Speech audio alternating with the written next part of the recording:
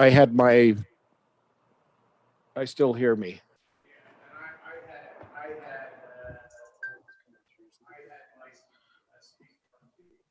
Okay. I'm testing. How does that happen? This is your.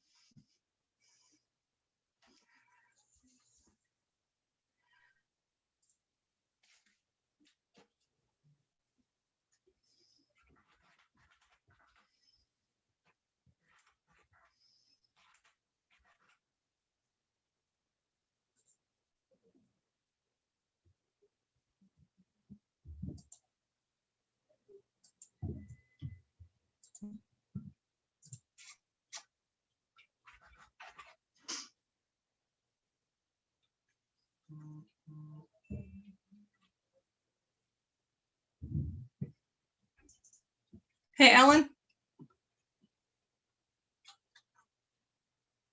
Alan! What? Kaylee needs the link. Yes, how may I help you? Can you send Kaylee the link, please? Yes, I will. Thank you.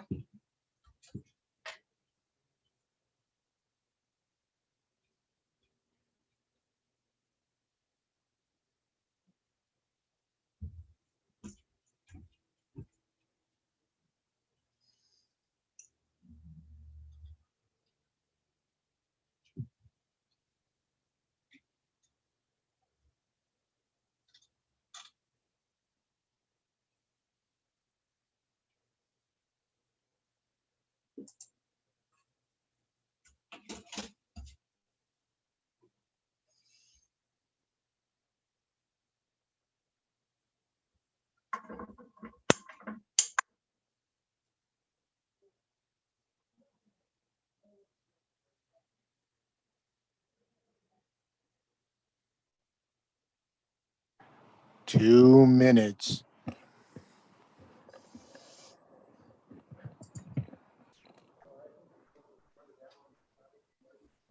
course, you know what, Alan? We probably have to have a quorum to start. Well, it's the committee of the whole. Chad and Chris won't be here. Which I forgive Chris, but I don't no, excuse me. Yeah, I forgive Chris, but I don't forgive Chad. Because, I'll let y'all pick the date.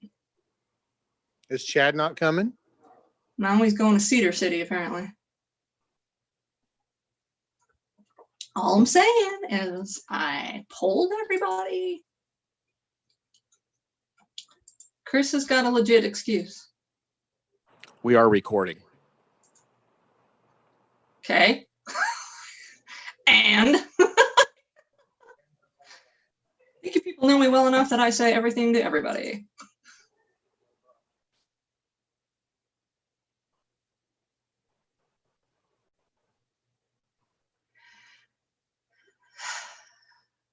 Oh, hey, Alan, we're doing events our next meeting, right?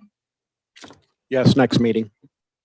Okay, I'll have everything to you over the weekend. I'm still waiting for some stuff.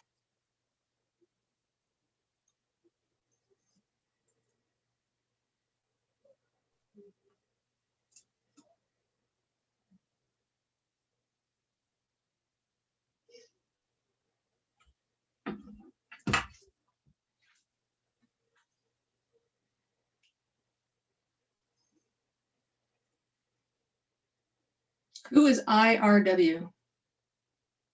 That is our favorite city attorney. Ah. What's the I stand for? Ivon. And it's spelled capital I, capital V-O-N. My dad was a twin, and his mother liked the name Iva for his twin sister, but she did not like the name Ivan. So she spelled it capital I, capital B-O-N. So it's Ivon. I would just say I am the best. That's what it stands for.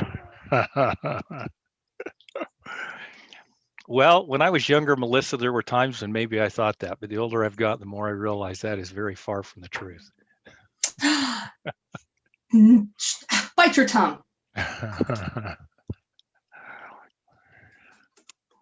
You are the best. I'll fight anybody that says otherwise. So let's see, you're at home, Melissa? Yes. And is Kelvin, are you in the council chambers or is that a background? I am sitting in council chambers. Tonight, we are doing the baby steps for the testing of the new Zoom room stuff in the city, in the chambers. So you're creating a punch list. So, well, we've kind of done that before, but you can I see see. the meeting. I'm stalling for time until we get Kayleen on the count, but you can see me, and we have multiple camera views. We have a camera right up here on the keystone that shows towards the dais in case we want to see it. We have, but hey, Rob, this is what's cool.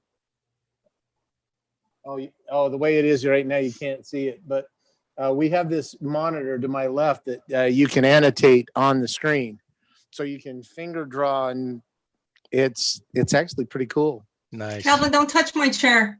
Don't touch it. It's mine. Kayleen nicely gave it to me. Don't touch it. All right. We are past the hour, and I see that we have a quorum, and so I will call to order the West Jordan City Council Committee of the Whole for this Thursday, December 3rd, 2020. Because this is a committee chair McConaughey is excused, and so is committee member Lamb. And we anticipate committee member Jacob joining us soon. Tonight's purpose, hey, Alan, we need to bring up there we go. Before we go any further, because we have a full quorum of the city council, I do need to read this. Due to the increased threat of serious illness and the loss of life by the rapid spread of the COVID-19 virus, the chair of the West Jordan City Council is determined that conducting this city council meeting at City Hall or any other anchor location is likely to contribute to the spread of COVID-19 and would present a substantial risk to the health, safety, and welfare of the city's residents, participants, and observers. Therefore, pursuant to Utah Code 524-2074, the West Jordan City Council declares that the meetings of this public body will be held only electronically until further notice. This determination will expire within 30 days of the date the chair of the West Jordan City Council signed that written determination, which I believe was November 12th.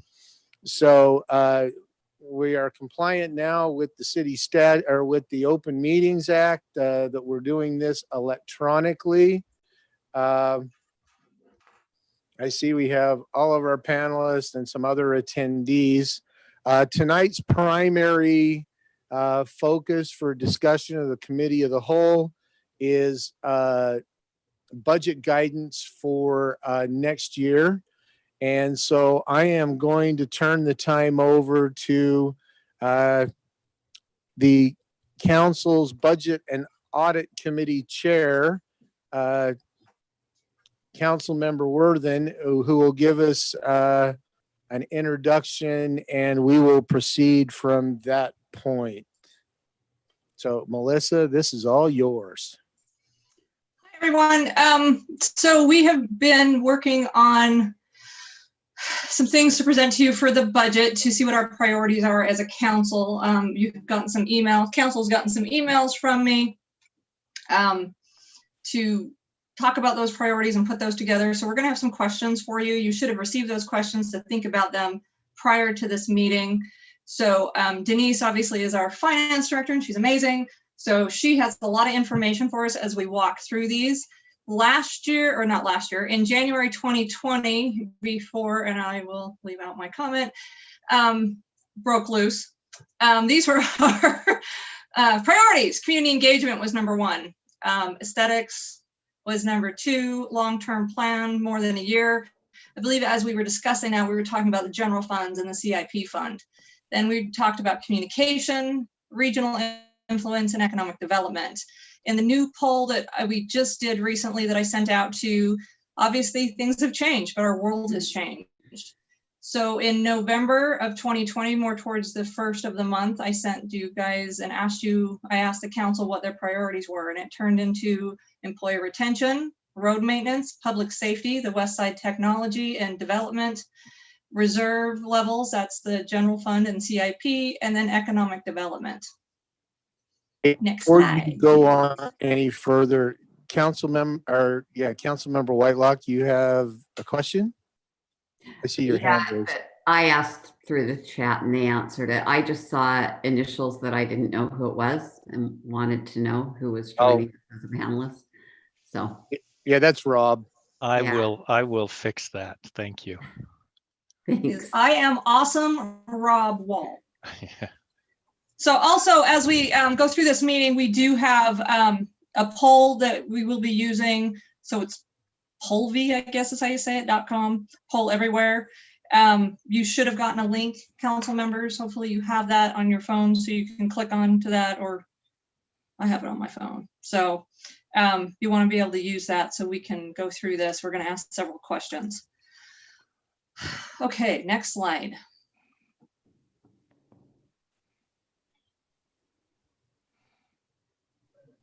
Who's doing the slides?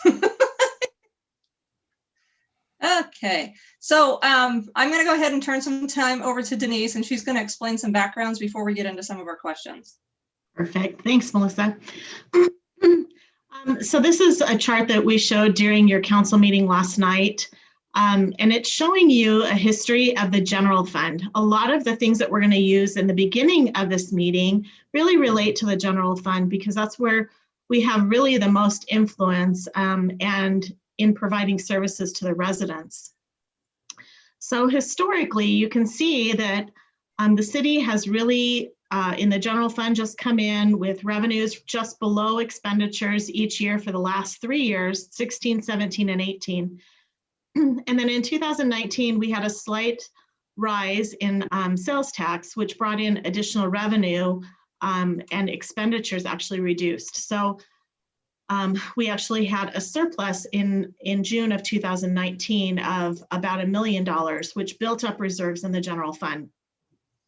In 2020, at June 30th, we had several things happen with COVID, and some of those are one-time revenues we spoke about last night, and some of them are growth revenues, which are great for us because those are things that we can count on moving forward.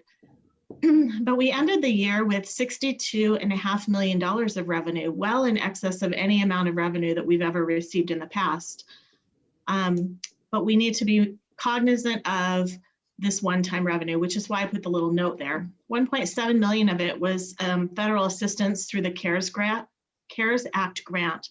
The city was actually given $6.4 million, half of it in July of 2020. The other half of it we received just this last October. However, part of that was to reimburse us for costs that were spent in the last fiscal year, which was about $1.7 million. So that was receipted last year. The rest of it will be receipted in the next fiscal year. We had $1 million of sales tax revenue that in excess of what I would have seen as normal growth Normal growth we're projecting for sales tax was probably somewhere between 5 and 6%, which is great growth for us. It was coming in well above, right at that, about through February. And then in March, we saw some huge increases in sales tax. Had a lot to do with some of the stockpiling that was going on, people staying at home and wanting to improve their surroundings because they were in their homes. So they were buying from home improvement stores. So grocery sales, online sales, and home improvement sales really skyrocketed during that last quarter. For us, that meant another additional $1 million of sales tax that we probably wouldn't have gotten had spending remained at its normal rate. And then we also received some really large projects that would be, maybe we will have a few of those as we continue going forward, but an Amazon project brought in about a $1.5 million in permit fees. That's pretty unusual. And so in excess of what our normal permit fees are, which is about 2.7 and $2.8 million. When our city really grows all the way out, it's likely that our permit fees will probably right about $1 million, maybe $1.5 million, which is what normally cities that have grown out sit at. But right now, we've been sitting at about 2.8 million. This year, we got to 4.2 million. So we want to call that one-time revenue because it probably won't come in future years. So that next place where it goes down, that's where I said, all right, if we hadn't gotten all of that stuff that I just talked about, this would be where we would have landed. And it's still a good place, not quite as good, but it's still a really strong place for us, much stronger than we have been before. Our expenditures also were lower than what we anticipated because during that last quarter, that's typically when we're ramping up for construction season, parks, events, the rodeo. So we're buying a lot of stuff. We're getting ready for some events. And that spending didn't occur. So our spending was artificially decreased temporarily when it probably would have been a little higher had things just gone on as normal. The next place, I'm pretty much almost a flat line for expenses. I'm not quite sure what the council wants as their priorities. So we're just saying if we did what we're doing right now, this would be where our expenses would land. And I anticipate our revenues will go up because the first half of this year has continued to have really strong sales tax with online sales, especially carrying things forward. So I just wanted you to have a little history about where you've been and where I think you're going to go during this fiscal year as you're laying the foundation for our next budget year. Does anyone have any questions about that information? Okay, we can go to the next slide, Ellen. All right, so I've had a lot of questions about why did we have to react the way that we reacted during the health pandemic when some of the other cities did not react in the same way. As you know, back in January, we were already setting the stage with the council that we needed to make some changes anyway, that we were on a path that was not sustainable. For every dollar that we brought in revenue, we were spending $1. We had no capacity for anything else. But one of the questions I get asked is, well, if other cities didn't have to react, why? And a lot of that had to do with some of the reserves that they have being held, and also some of the extra, what I would say, available funds that they have after they're done at the end of the year, which we did not have. So this is a reserve comparison. So it tells you where are other cities with their percentages. Some of you know about this percentage that the state requires us to have 5% of our general fund revenues in reserves and no more than, supposedly no more than 25%. You will see several cities, not on this chart, you have one city, but you'll see lots of cities break over that 25% barrier because really the only consequence to that is that the auditors give you a write-up in your audit and say you exceeded the state's requirement of 25%, and you said, okay, that's it. So it's different if we were to fall below the 5%, they force us into a property tax increase to get our reserves up. But to be over that maximum, there really is no consequence to it. So you can see that Salt Lake City has $67 million of reserves in their general fund. And West Valley and Provo, who are cities that are very similar to us, especially Provo, we're within less than 200 population between ourselves and Provo. Provo has $16.8 million of reserves. We're at 11.6, and last year we were at 12.1. So that just kind of tells you that our foundation was a little lower than what our sister cities would have been at the same level. Wasn't all of the reasons. We have some other slides that'll explain a little more, but even a Riverton is carrying a 25% fund balance. But as you go forward, and what I'm setting you up for is your next question, and that would be, as a council, one of the things that you were most concerned about in November was reserve levels. So we would like to know what you think is the right amount of reserve level. If I'm estimating $60 million of general fund revenue for next year, then this would be the reserve level amounts. We can choose a percentage that you want to target, or we can choose an amount. And so your next poll EV on your phone will tell you, what do you think would be the best reserve level? Councilwoman Whitelock, sorry. Denise, can you first tell me how much it would cost, how much we would need in the bank to run the city for a month with nothing coming in? Yes, it's actually on your screen. It's 10% for 36 days. And I did that on purpose. I think that's kind of cool that you asked that question. My poll's not coming up. I don't know if I'm doing it wrong or what. Which could be possible.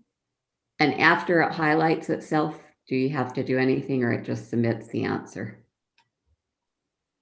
Am I doing It just submits the answer. Okay, thank you.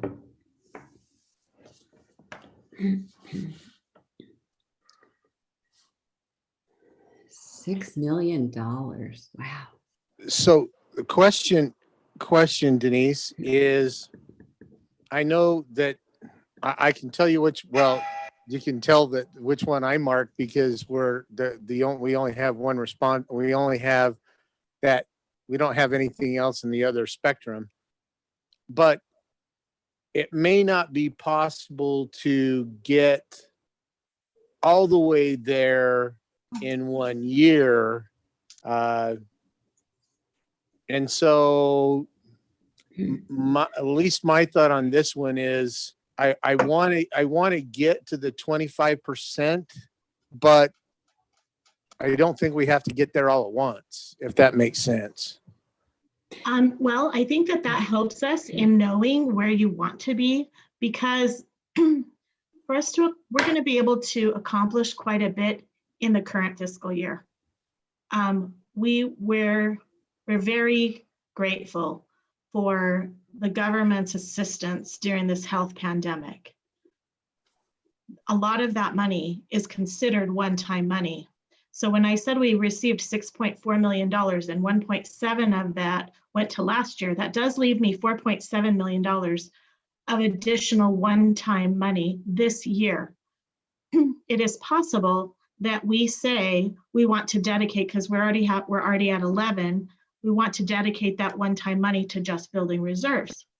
You may say, I want half of that money dedicated to building reserves and the other half going to some other function of the city. It could be capital projects, it could be whatever. That money is meant to subsidize a lot of the services that we wouldn't normally provide, which we are doing right now, and to pay for some of the PPE and those kinds of things, some of the supplies and services that we've already paid out of the general fund. But what that's done is freed up other money we've already paid out of the general fund to be allowed to either build up reserves or build up our CIP fund as well. So in knowing what your highest priorities are by the end of this presentation, we hope, it will allow us to work with you to make sure that whatever that message is, that we can accomplish that in the next couple of years. So I have a question for Rob. And here's my question. sometimes in cities, mayors come along and they want to, they see this money sitting there and they don't fully understand the difference between a personal bank account and a government bank account. And so they want to spend it all because they don't think we should be holding any of the people's money. We should be taking it in and using it. I think we just saw this past year with the pandemic that maybe that's not the best way to go. But is there a way to legislatively kind of, I know we're not supposed to bind the hands of future councils, but is there something we can do? Because what I don't want to do is put all this money away and then in a year or 2 years, 3 years, whatever, have a new group in that decides they're just going to spend it all instead of raising water rates or raising taxes because they would rather not have to ask for more money. They'd rather use what we have. There, if you don't mind, Rob, for just a minute, there is a function that we can put before you as a legislative action, and that would be that we can do a reserve or fund balance policy. And that policy would be, or that resolution or ordinance would be that as a city, we accept a fund balance of no less than 10% or no less than 15%. And we want to stay within state compliance. Okay, great. So I, like Kelvin, have already voted. So, it doesn't take a genius to know what I voted. But I would want to then also do a legislative thing because, as I said, I don't want to see this council make all the hard choices and then a future council undo it and the city be in the same position we found ourselves in this past year. Great. So I guess for me, they have to go together in order for me to say, yes, I want that amount. Then I also need the assurance through legislation that it stays that way for the city. The number that you see on the front or on the screen right now represents all the votes of the members present. Great. So So that's consensus. Kayleen, can I just chime in? I like having some kind of policy that says, hey, here's when we'll dip into the rainy day funds, here's when we won't, or here's our policy, or here's our guideline for the minimum we want to keep in reserves. I think those kinds of things help us as administrators. They help build the budgets, but I think it helps things like our bond rating over time and things like that as well. But I just want to caution you, there's not anything you can do as a body today which would bind that future council that they couldn't undo if they wanted to, If they wanted to undo that policy, they could undo that policy and then free up those funds. Unfortunately, I hate that because you're right. You make all these hard decisions to set the city on a good financial course, but we can't guarantee that a future council may not take an easy way out, I guess. But we can make an extra hoop that they have to go through, which gives more transparency to the public. Yep, you sure can do that. Yes. Well, And GFOA recommends strongly a fund balance policy. And that is one thing that I am working on to bring to you. So and with that fund balance policy, because we probably pass it by ordinance, probably put it in the city ordinances as part of the actual ordinance, then we could require, and I think it would be a good idea. By the way, I think this would be a good idea as we look at this, is to make sure that one require any modification to that or the ordinance itself that adopts that policy requires a public hearing, so that then we can then the public has a chance to comment and ask the council why they're doing that, and make sure that it's clear and it's most transparent possible. Agree. we will work on that. Alan, you want to go to the next slide? Hey, so Denise, I do have a question. As we're looking at the budget that's going to be the next fiscal year,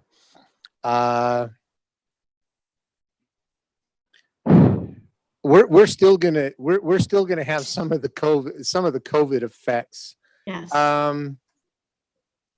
With this budget that we're going to adopt next June, even with that budget, I'm going to assume that there's going to be a lot of this sales tax revenue that we're talking about that's coming in this year, projecting that we're probably going to consider as one-time funds. Is that a reasonable assumption? Is that we're probably not going to, until next September, October, December, we're actually not going to, that's when we'll actually see the real revenue projections for that year. Is that a fair assumption? That's an absolutely fair assumption. And my assumptions of 60 million in revenue assume strong sales tax this year, that some of it is one-time revenue. And as I explained in the sales tax report that I sent to the council, what I'm going to predict is that sales tax is going to remain high probably through this summer. But as soon as the vaccine becomes widely available to the public, and what I'm hearing is going to be a two-course vaccine. But once it's widely available and things start normalizing and people feel more comfortable, we're going to see a dip, because people have this pent-up demand for entertainment, for travel, for things that we don't see in our sales tax base and that will be outside of our city. Right now, people are so sheltered in place that online sales are so strong, and grocery sales, and even restaurant sales and delivery sales. Those things are really strong. We're going to see a temporary dip in that, and then we'll see it come back up and normalize. So I'm kind of using 2019 as my guide, adding that 5% that I was seeing for that first 9 months of this year, and then assuming an average rate of sales tax growth over that next year. So yeah, we're gonna see some volatility. It's interesting. It's so similar to 2008, different reasons, different demands. But in 2008, home sales crashed, car sales, RV sales, all those things. And yet in this pandemic, RV sales went up through the roof because people weren't going to go to a hotel, they were buying RVs. So the pent-up demand in 2008 all of a sudden was, after 4 or 5 years, is homes, because kids were aging out, right? The kids that started during that 2008, by 2012, were getting out of college and going, I got to get my own house, and I've got to, so they were investing more, and the economy was growing very quickly because of that. They were buying their own cars. They were, people that hadn't been making big purchases were making big purchases, but it builds up, and then that bubble bursts.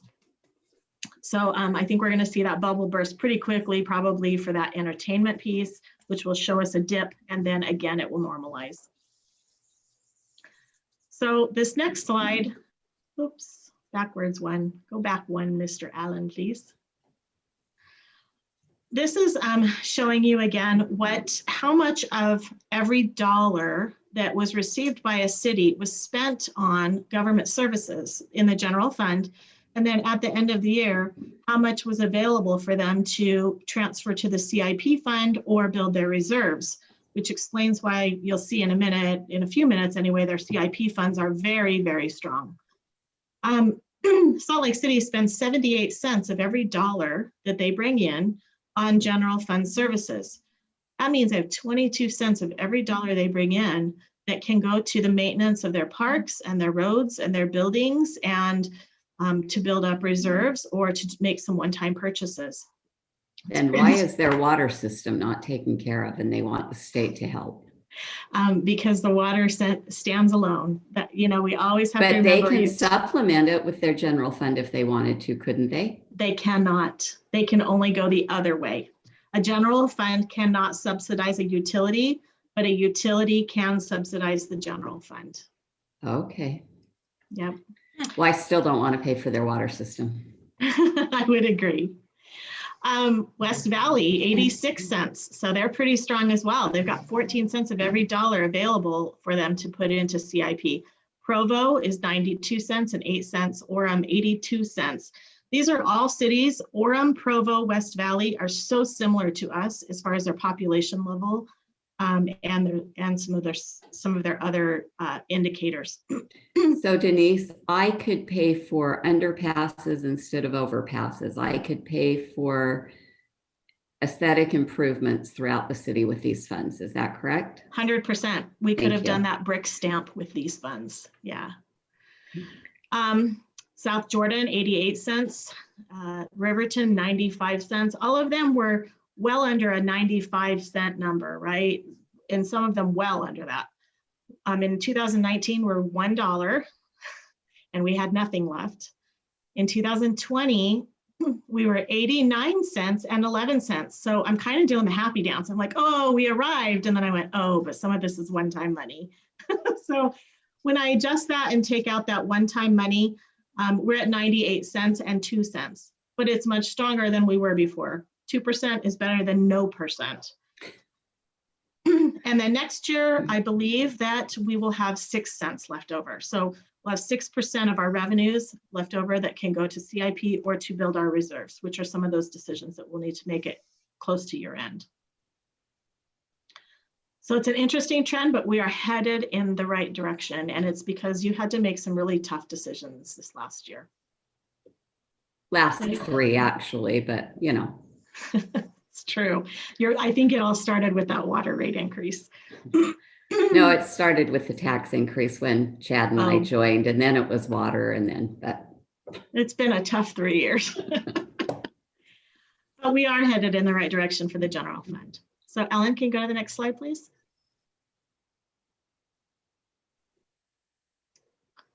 So this Okay, next, so, oh, go ahead, Melissa, go that's ahead. you. So our Nope. next, either one. Next question is how much revenue, it's just do we want, right? Not do we want? How much revenue do we want to dedicate to the CIP, which is the capital improvement projects? 1%, 2%, or 3%?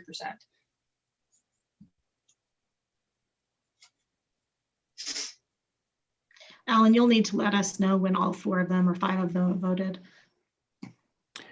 You should, what you don't see is Alan doing a dance up here. He's jumping between like 3 computers and 2 desks. It's hilarious to watch. So Well, he was saying that he was eating healthier. So, we're just getting him some exercise. That represents all 4 council members. Awesome. That's good for us to know. Thank you. Okay, you want to go to the next slide? All right, so many of you have asked for property tax comparison. So what is our property tax rate compared to everyone else? This is, Alan did a lot of this, got a lot of this information for me. So thank you, Alan. This is a lot of the cities in Salt Lake County. In fact, the majority, as well as the county. However, I did throw in Provo in here because they are most like us. So I put in green those cities that are sister cities to us that look like us, and then ours is a really dark blue there in the middle. You can see that our property tax rate is well below Provo's and West Valley cities, but it is higher than Sandy City.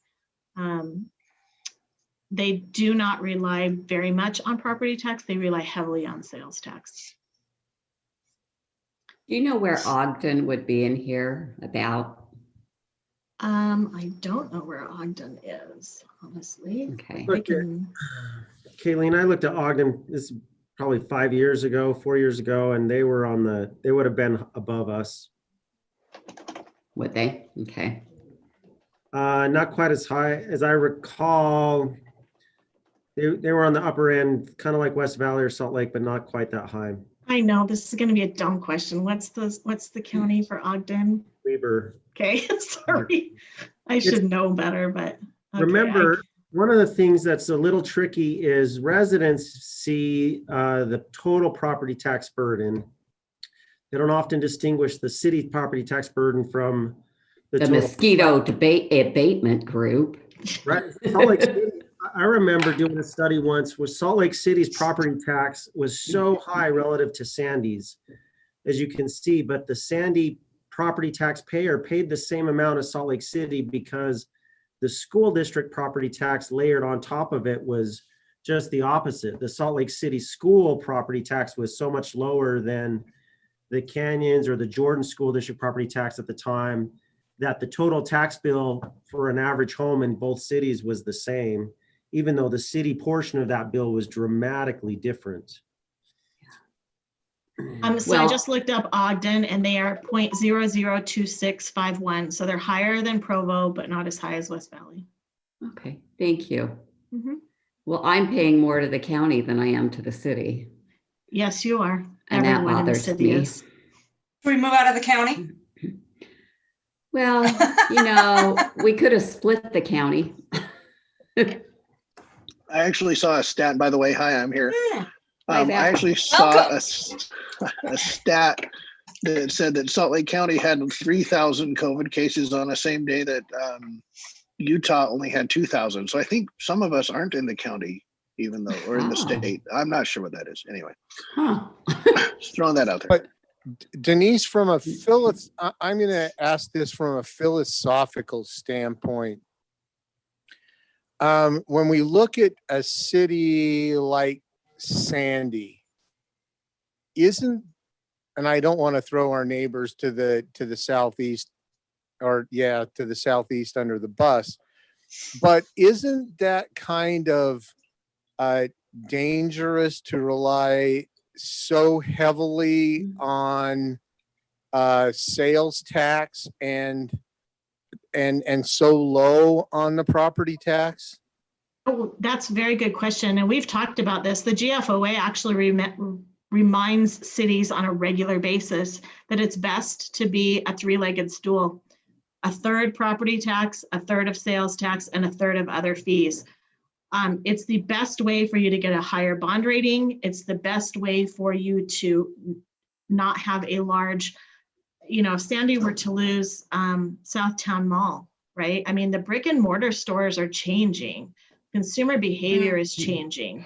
And relying on sales tax so heavily, I think, makes you much more vulnerable to changes in technology and the economy. I'm going to be interested to watch consumer changed behavior over the next 18 months to see really, did 9 months at home and online sales, is that going to become permanent? It's going to be Well, and interesting. Sandy, sorry, I was going to pipe in. Sandy did have a harder time. They had a bigger effect from COVID than we did, and many others. Sandy and Salt Lake and South Jordan both, or all three, because they also rely heavily on auto sales. Murray's the same way. They're struggling because of Yeah, Fashion and Place Murray, that Small was the and other one. auto sales. Yep. Yeah, so auto sales, I mean, it's a blessing and a curse, right? We all want them, and we do want them. Don't get me wrong. I'm not poo-pooing auto sales. I'm just saying that we are not suffering from that sector slowing down right now, like other cities are, that are relying on that. The property Exactly. tax is the most inelastic revenue source we have, meaning it doesn't go up and down with the changes in demand the way sales tax or some of the franchise tax revenues might. So that property tax is really critical in its stability. Alan, you want to go to the next slide?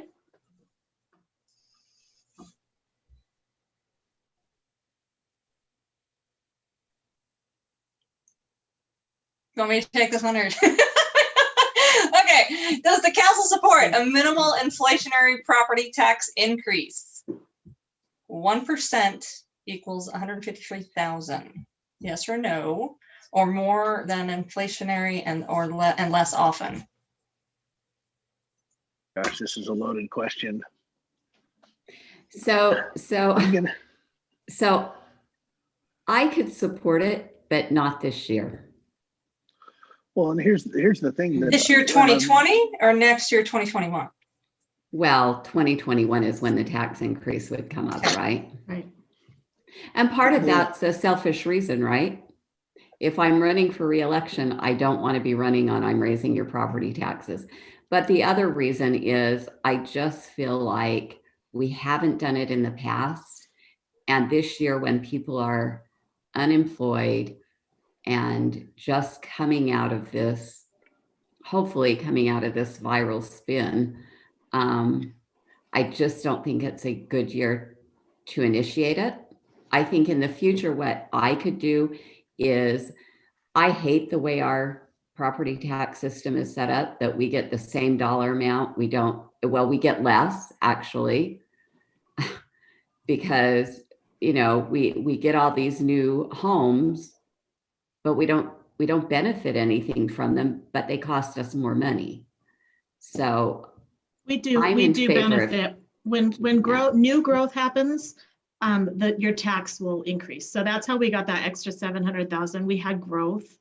And so we are allowed to capture that, and that becomes Sure. our new baseline. The So theory behind that is though, that your expenses increased as well because of the growth. 100%, yeah. And especially if it's residential growth versus commercial growth.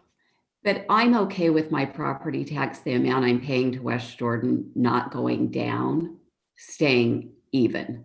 So if I paid 300 this year, I'm okay to keep paying 300 and getting it adjusted so it keeps it at that. Is that making sense? Keeping the rate the same is what you're saying. Yeah, let me ask that. Let me try to clarify that. Are you okay with locking in the rate? That's what I wanted to talk Because about. truth in Yeah. Taxation locks in the revenue and it lets the rate float down as property values float up.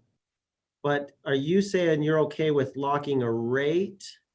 That would mean more revenue to the city over time.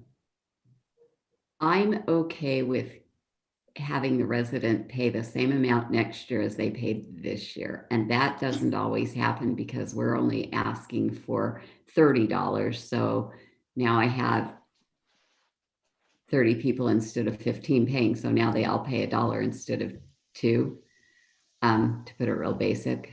Am I making sense, Corbin? I just know that we end up paying less unless we do a tax increase. And to me, that is silly. But Zach, what were you going to add? Sorry, I was just going to say that most people in the recent environment anyway, property tax or property values have outpaced inflation by quite a bit. So the paying the same amount would actually mean a probably a larger reduction in the rate than what Salt Lake County would otherwise assign us, because West Jordan's property values have historically been lower than the rest of the county. So when our property rates go up and start to catch up with the rest of the county, our property tax burden is going up as well, even though, so there's two pieces that come into play there. There's your property value, which theoretically is adjusted for by the rate. But if your property value is going up more than your neighbor's is, then your rate is going to be adjusted lower and theirs is going to be adjusted higher and you're going to pay more. I might have that backwards, but you kind of get what I mean. There's another moving piece there is the property value. Right. The moving piece tends to be the city as a whole's valuation, right? So the rate is set as that the city is going to receive the same amount of revenue no matter what. And what you see is that certain homes might not appreciate in value at the same level as other homes. So there are some people that their homes actually depreciate or those kinds of things so that their taxes actually go way down. Yeah. I've had neighbors come to me and say, hey, thanks for raising my property tax. I'm like, your property tax rate is actually lower than it was last year. He's like, yeah, but I paid more. And I'm like, well, yeah, it's because your home value went up by more than the rate went down because your home appreciated more than the median. Exactly. So, so locking in an amount for every single home is, I don't even know if that's a realistic option. I don't know if you could even do that. You can't. But that would unfairly advantage some and unfairly disadvantage others more so than the current system does. However, there are cities that have taken the philosophy of locking the rate. Yes, and that's what I'm in favor of. So I voted yes on this question, but I am very much in favor of locking in the rate. And yeah, we have to go through truth and taxation every year because Salt Lake County is going to come back and say, no, your rate this year's got to be lower. And we're going to say, well, okay, we'll go through truth and taxation to put it back where it was last year. But that's what I'm in favor of. But that's why I voted yes on this, is because that kind of equates to an inflationary property tax increase. But I also didn't know if that was a separate question that might be coming up on a future slide. So I wanted to make sure I was voting for the right thing. Now, actually, by locking the rate, you really are locking it in at an inflationary tax increase. I mean, it really is pretty much the same thing. If we Right. decide to do an inflationary tax increase, or, I mean, we're in favor of it, but then the mayor obviously puts it in the budget. Does it just continue every year, or do we have to every year say we want to do this? You have to do it every year. Okay. Thank you, Howard. Yeah, Howard Stevenson. And if I could mention, I know it's a tricky one, and I want to say this respectfully because I know there's views on all sides. When we have elections every 2 years, we either have 3 people or 4 people getting elected. And what I've just found is, of course, no one wants to be a council member that votes to increase fees or increase taxes, because of course that's a detriment to running for office. It's just a tricky one of, are we here to get reelected, or are we here to do the best for our citizens? And so I'm not pointing a finger at anyone, because the problem is that it kicks the can down the road, and we see what happened a little while ago with water rates going up an egregious amount. And it doesn't just, it's not just taxes, it's fees, it's services, it's COLAs, it's raises. You see the council pay go from $900 to $1,500. I mean, I look at, wasn't it Tooele? Which city, their property taxes went up like 120%? Yeah, it was Tooele.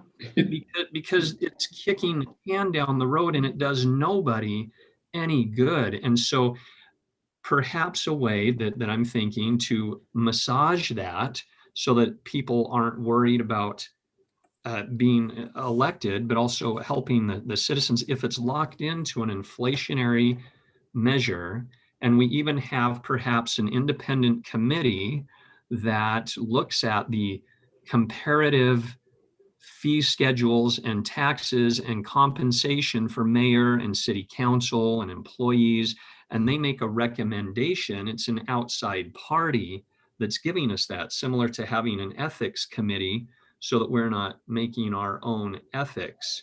So I would just be a proponent of not kicking a can down the road, because every 2 years there's an election cycle, and it makes it extremely hard to gain any traction or have any sustainable way of keeping pace. And because if we get outpaced again, I mean, we just see that's just, it just doesn't help the community. So I would prefer that we have some measure in place that mirrors an inflationary index for everything that I just mentioned: taxes, fees, raises, COLAs for employees, elected officials, everything, even having an independent body that we are tasking with bringing us their findings. Just my thoughts. Thank you. Well, and the kicking down the can down the road is the problem. I mean, nobody wants to be the bad guy if they're, if they're thinking about reelection. And I mean, I'm 3 years off from even looking at something like that. But as a citizen, I would rather do small increments every year than get nailed, with something huge, because councils didn't want to do the little bit at a time versus, kicking it down the road, and then you get hit with a 15% or, whatever the percentage has to be, because the city has to catch up because they didn't do anything in the past. So that's where I sit on it, is I would rather do small increments every year than have to just all of a sudden, bam, in my 4th year in office, have to slap a 20% tax increase on the citizens. Okay, but Chad and I already did a 13%, I believe it was. And so I totally understand what you're saying, David, and I agree. I just feel like Chad and I have raised a lot of things since we've got elected. And so for me, I'm happy to do it next year, the following year, but not an election cycle year. And I understand we shouldn't kick the can down the road. I agree on many aspects of that. But I also know that we've had a lot that we've already had to ask of the residents. So One, I mean, honestly, I agree with you on that. It's, I don't think financially 2021 is going to be great for a lot of people. We still have people being laid off, people who are laid off that still can't find work. I mean, it's an impossible job market out there right now, as some of us know. even harder if you're older. Yeah, well, some of us know this personally, but Yeah. I just don't foresee it because I keep hearing more and more layoffs are coming and things. And as a citizen and representing citizens, it has nothing to do with the reelection of any of you. It has more to do with the fact of, consider where people are sitting. But Yeah, and if you lock in, I would say the same thing for this next year. I wouldn't necessarily really want to do it, not because of the reelection issues, but because of, I think our world is so screwed up already, and I don't think it's going to get any better next year. But I do think we need to really talk about doing something that's steady, so we don't wind up having to do a ginormous, like what you've had to do. And that was, it's a hard decision. You guys have had to do some hard things with the water and the property taxes because, previously people didn't for years. well, and that's one And thing I the like about sewer. locking in a rate. Trash. Yeah, Well- that's what I like about locking in a rate, though, is locking in a rate is easily defensible. It's like, no, we're not raising your taxes every year. That's not what we're doing. We're keeping them the same. And it goes down as a tax increase because the state's philosophy and the state law is to lower your taxes every year by default. So all we're doing is keeping it the same. I don't know if I agree with that statement, Zach. That the thought behind it was that we are held accountable.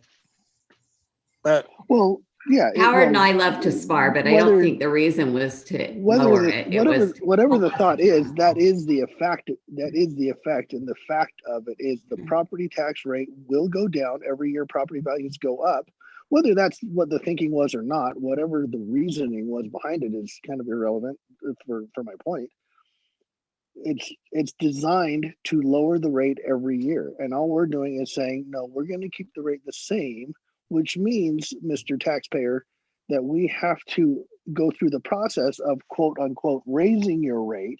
But that's only because we want to keep it the same, and the state or the county is telling us we have to lower it unless we raise it. So it's more easily for me. I would be perfectly comfortable running for re-election on this, saying no, we are helping to avoid big property tax increases because nobody likes that by keeping your rate the same. And yes, it looks like a tax increase every year, but it's not really. It's putting the brakes on the car going down the hill. And it's when you park on an uphill and you put the car in neutral, all we're doing is putting the brakes on. If we let off the brake and we don't do that, yes, we're going to go down the hill. So that's my. I mean, I agree with Zach. I that's think it's the timing of do we want to look at it for 2021, 2022 because of COVID, really. I mean, I don't think we should look at it as re-election. I think we should look at it as, where are our citizens sitting in their homes? I think maybe one of the other things to think about as we have this discussion is that this is something that we want to look at moving forward. It may not be this next year, and this might be another reason not to do it immediately. We have received some significant federal assistance to help us not have to have an effect on our residents, whether that's providing services or increasing taxes. And so maybe what we do is we ride through this next year knowing that we have that resource available to us, and then begin looking at what does that look like. Councilmember Pack, I think it's a really good idea to put a committee together that says, this is what we have found to be the CPI, or the Consumer Price Index, inflationary index, that we would recommend. Even if you said 2.5%, that's still $300,000 moving forward. And so you're not exactly going down the hill. But maybe with the federal assistance that we have received, so that we have a limited impact on the residents and citizens during this unusual time Yeah. that we push this a little bit further, but knowing that it is something that we are supportive of. I'd say that's where I'm at. Council members, can I ask you a question to just kind of poke the bear a little bit more on this issue? Would you rather just, how would you feel about doing one every, let's see, every even year? Our elections are in the odd years. What about every even year? So I think it would be better for our city 24, when we do it to stay. What's that? I think it's better for our city. Like I'm told West Valley just does it every year, a small amount every year, and then it becomes no big deal. And I think that's better. I just don't think this is the right year to do it in. I just And think, I agree with that. And yeah, obviously I don't have any election issues with it, but I agree with that, Liz. West, I just don't foresee 2021 being great for people.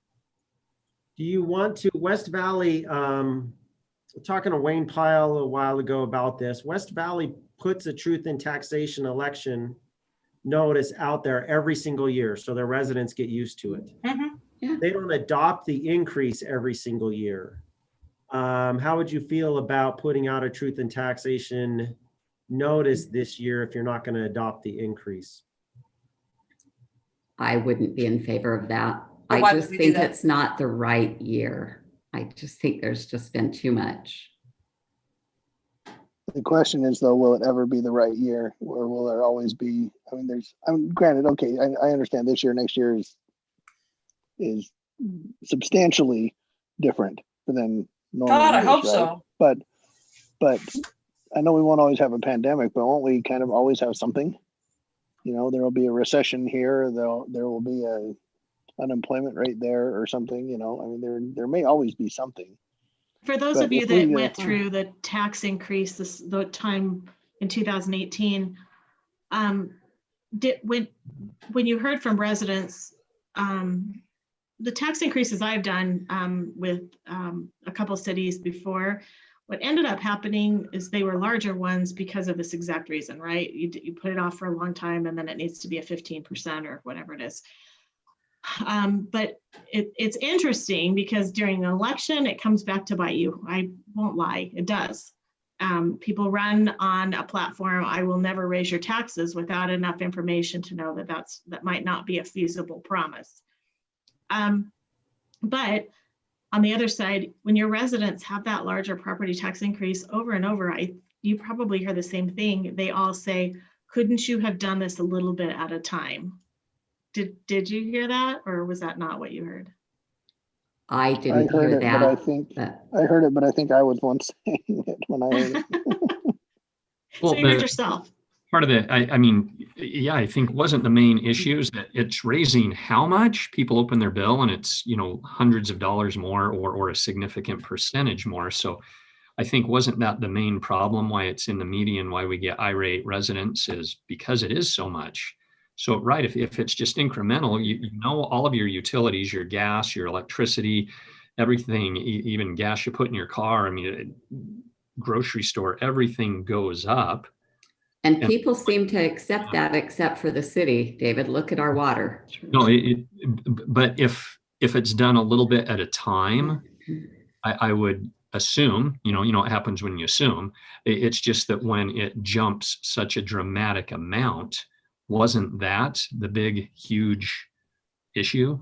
Well, yeah, but I guess my question is, and you're right, an incremental increase is probably a lot of times is more palatable. But Kayleen is right in the fact that, and this is the irony, is we lowered water rates and we're still getting flack from it on Facebook.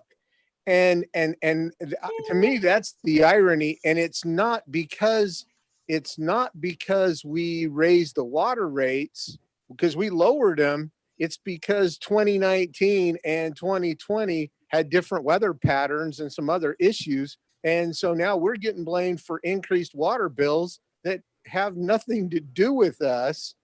And that one just drives me nuts, by the way. But I guess there's part of me that fundamentally agrees with this.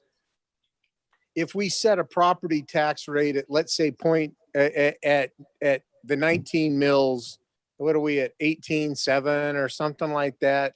Part of me fundamentally agrees that if we set the mill levy at 19 mills or at 20 mills and it stays consistent, that's okay.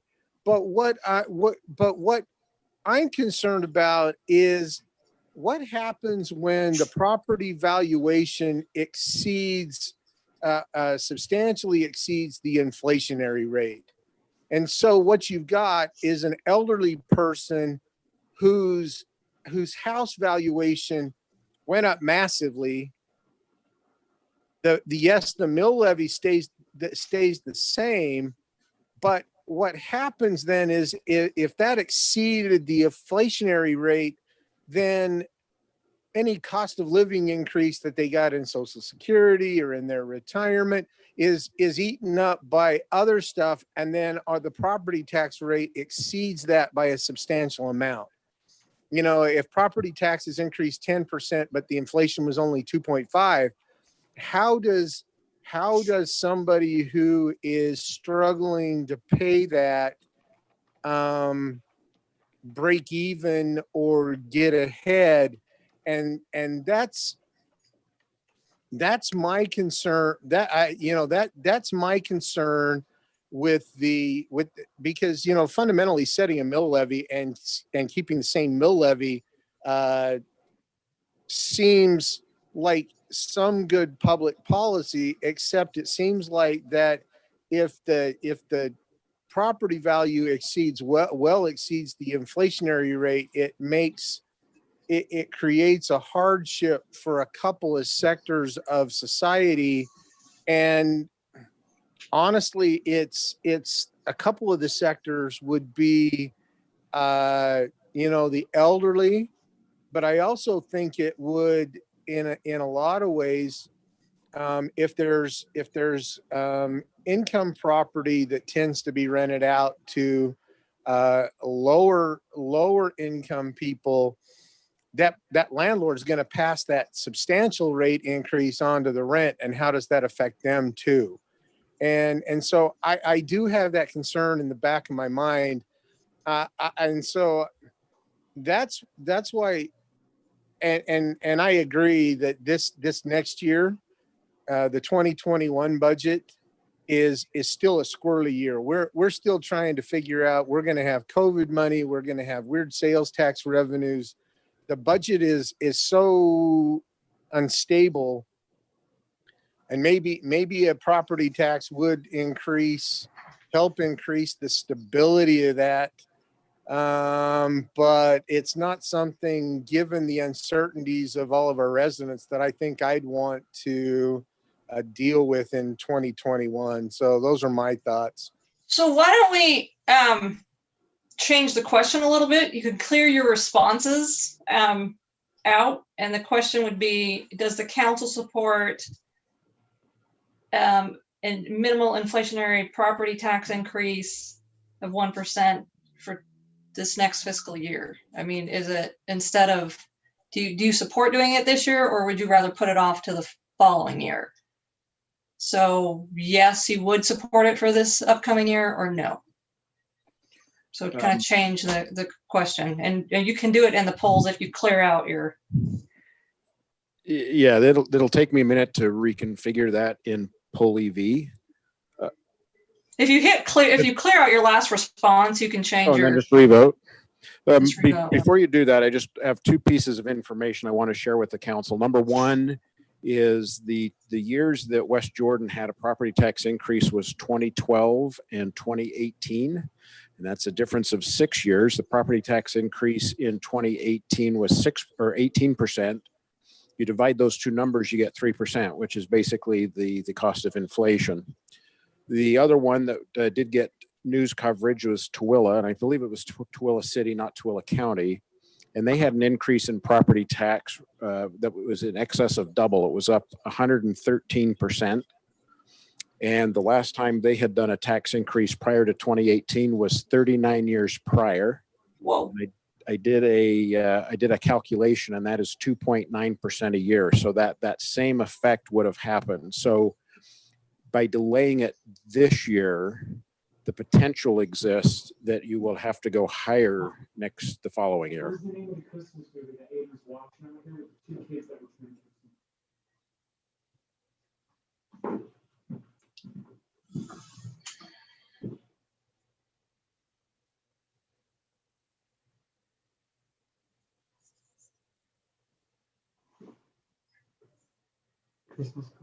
Alan, is this the new question? It So- is. It's the same question, but the responses, they're still voting. So this is Melissa, Councilmember Worthen, if you wanted to restate how this. So does the council support a minimal inflationary property tax increase for the next fiscal year, for this upcoming fiscal year?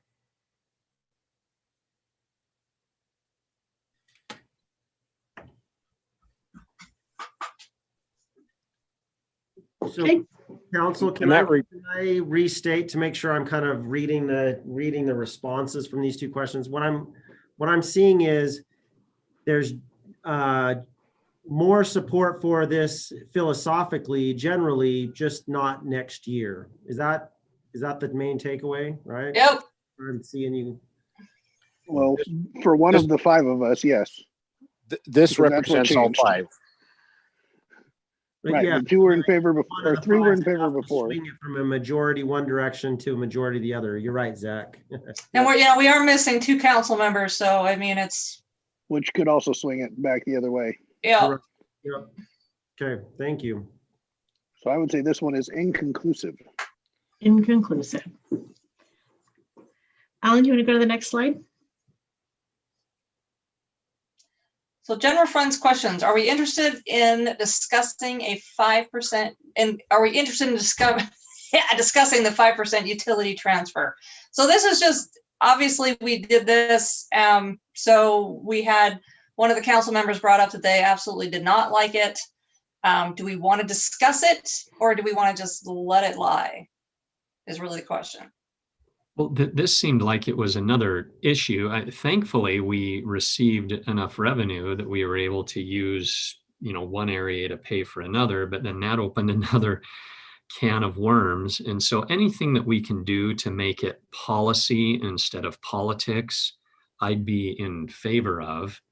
And I certainly am not presuming that I, have all the answers, but that's what I would. I think the question is, in discussing it, is meaning, do we want to discuss it by taking it away, or do we want to leave it as is? Well, I think, and I was opposed to this, and this is the reason I opposed the budget this year, was this very issue. And, but it needs to be a policy discussion. It should not be this is where we get revenue for this year to plug this hole. This needs to be does it make sense philosophically, by whatever you want to, rate what makes sense and what doesn't, politically speaking? Does it make sense to charge a 5% tax on the utilities to go to the general fund? If it makes sense philosophically to you, then go ahead and support it, and let's support it, and let's leave it. Let's put it in there and let's leave it there. If it doesn't make sense philosophically and it was just used to plug a hole, then that's a different conversation, and then we're discussing it all the time. I think it needs to be a policy discussion, not this is how much revenue it brought in this year. Do we want this much revenue brought in again next year? And the purpose for this was, we had this requested by a council member because they wanted to remove it. They believed that it was just plugging a hole. That was not the intent of what we were bringing up. We were bringing it up as a policy discussion last year of this would be a steady and stable revenue stream that would assist the general fund and alleviate a need for property tax increases in excess of what would be just inflationary. Just an FYI, were you to remove this utility transfer in future budgets, That's the equal to, remember when I said we had 2 cents left over? This is 4 cents of that 2 cents. So in essence, we would go back in the hole again. We'd be back to $1.00 and actually $1.02 and -2 cents. So I guess, do we have a poll question on this one to ask if we want to keep this? Before Or you did we ask, not have that? Denise, can you put that another way? This is $2.5 million in ongoing revenue to the general fund that's built into the base now. If you remove it, in order to keep the base the same, how much would that be in a you'd have to raise property taxes $2.5 million, because that's really the only lever you have to turn that we can control perfectly. We'd have to either cut $2.5 million out of the general fund or raise $2.5 million through property taxes. What would that be? I'm putting you on the spot. What's that? You're fine. Of a property tax percent increase? 16.5% or 16.14%. So that, to me, that's the question is, if you take this out, are you willing to replace it with 16% property tax increase or $2.5 million further in cuts? And that's not even the question for me. The question is, if we're treating this as a revenue source that is an on-off switch that we could just flick on and flick off at any time. That wasn't the point, Zach. The point was there was a council member that I know. opposed this and didn't want it. So the question was, I know, but is there enough supported of us that want to take it off? Right. No, I understand. But that's why I'm trying to help frame the question is if it is treated like that council member seems to think maybe, and I don't want to put words in anybody's mouth, let alone ones that aren't on the call. But if it is treated like an on-off switch, I think it becomes very difficult to defend what is ultimately your utility rates, because this is a utility, that fund, that $2.5 million right there is a utility rate product. It is produced by the water rates and the sewer rates and all those rates. Those enterprise funds are paying into the general fund 5%. So it becomes awfully difficult to justify your utility rates if you're switching this off and on for the general fund. So this either needs to be set on or it needs to be set off, but it needs to be set and then left in place as a philosophy of the city. And if we want to change our philosophy down the road, that's up to any council, down the road. But I think individually we all need to kind of decide if we're okay with this as a theory, not just as an on-off switch for revenue. Well, and Zach, I think you're right there. What we don't want to do is say, turn this on. Okay, we transferred the 2 million, turn it off because all of a sudden we have some money. So that means we have to lower the water rate, turn it back on, and then we're going to increase the water rate and we're going to play this this yo-yo game. I agree with that. From my standpoint, philosophically, we charge sales tax. We charge a utility franchise tax on every other utility that we pay, whether it's the cable, whether it's electricity, whether it's and so this isn't any the city is just treating the water system as any other utility, and we're collecting, although the code doesn't call that this, we're really collecting the utility franchise tax for the utility, and that's to come up with the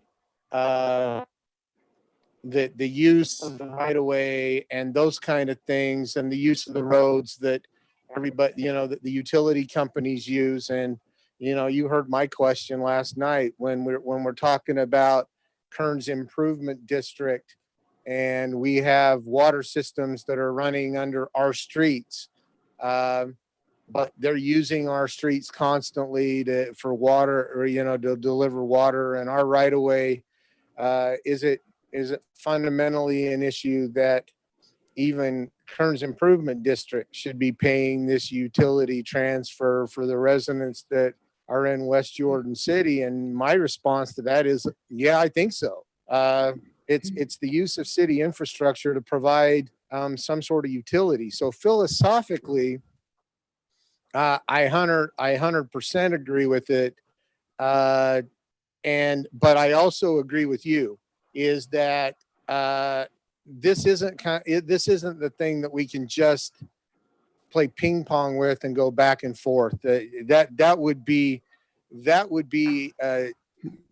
I'm going to say that'd be irresponsible, because it would throw everything in such a flux that it wouldn't make a dang bit of sense, and that would be bad public policy there. Okay, so the question comes down to, do we want to just leave it alone? Leave it as is? I felt we were making a decision on, was this a good way to run the city or not when I voted on it. And I felt like it was, because I feel it makes us more financially secure. Back to the three-legged stool, it just shores up our stool. And so for me, it was a philosophical question, and I already answered it. I'm in favor. Okay, same here. So Next slide. I guess we're not going to bring it up for discussion again. Thank you. So we are assuming this is policy and it has been set. Yeah, Thank you. Yes, everybody good with that? And I'm still opposed to it, but I'm still opposed to it. So, that's just me. That's okay. But it's policy and it's set, so we'll just leave it at that. But Zach, because you did vote against it, when you voted, did you feel we were voting on a policy, or did you? Oh, feel absolutely. Okay, perfect. Yeah, Thank absolutely. you. That's the way. I'm preaching to the choir, to me, a little bit, for I'm preaching to myself when I'm saying, look, this is not something that I would just turn around and say, oh, remove it because I was opposed to it. I'm saying remove it. I mean, I would say remove it if I could convince everybody else that this was a bad policy, because I think it was just, there's a reason why these things were not taxed in the first place. They're not subject to utility transfer taxes, Okay. or franchise taxes. I think we have enough of us. Now, but I think we have enough of us that agree that it's policy and we're going to leave it as it is. Yeah. Next question, which part of the employee compensations are we expecting to reinstate? You can answer, you can click all four of them, one or two, just kind of depends on what you want to do. So I put the cost of what each of those is next to it. So what was interesting to me as I was putting these slides together is that it almost equals exactly the last slide.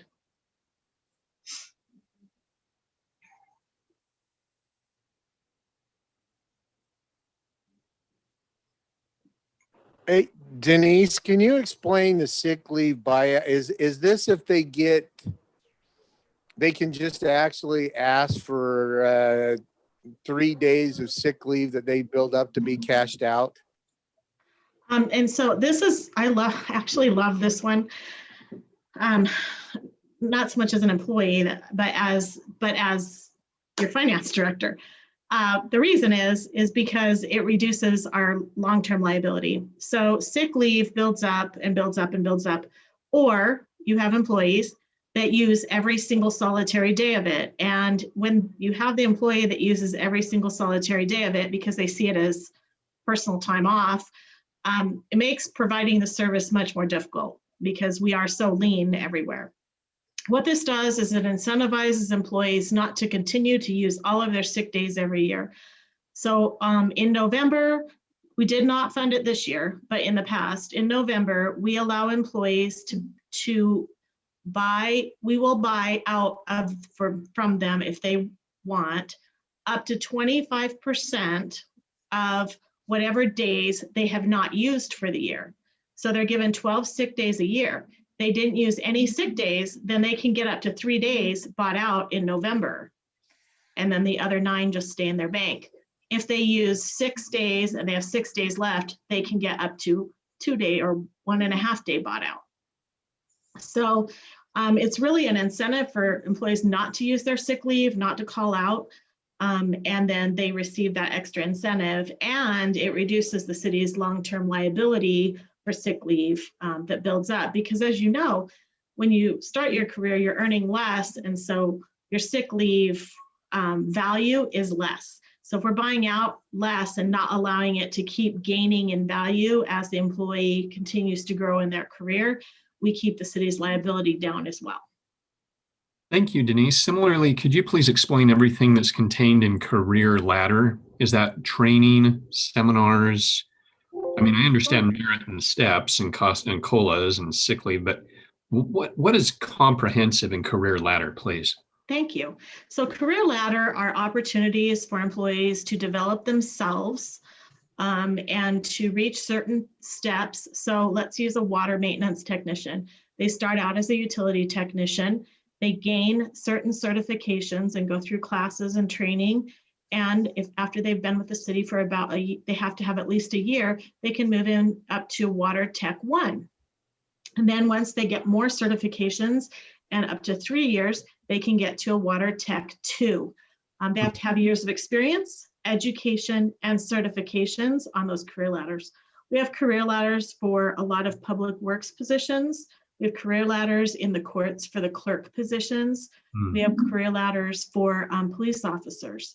So once they receive certifications, have certain education requirements, and have the experience and longevity with the city, then they can move up a ladder. Well, thank you. And that is $60,000 for our entire workforce projected. Right. Thank you very much. Sure.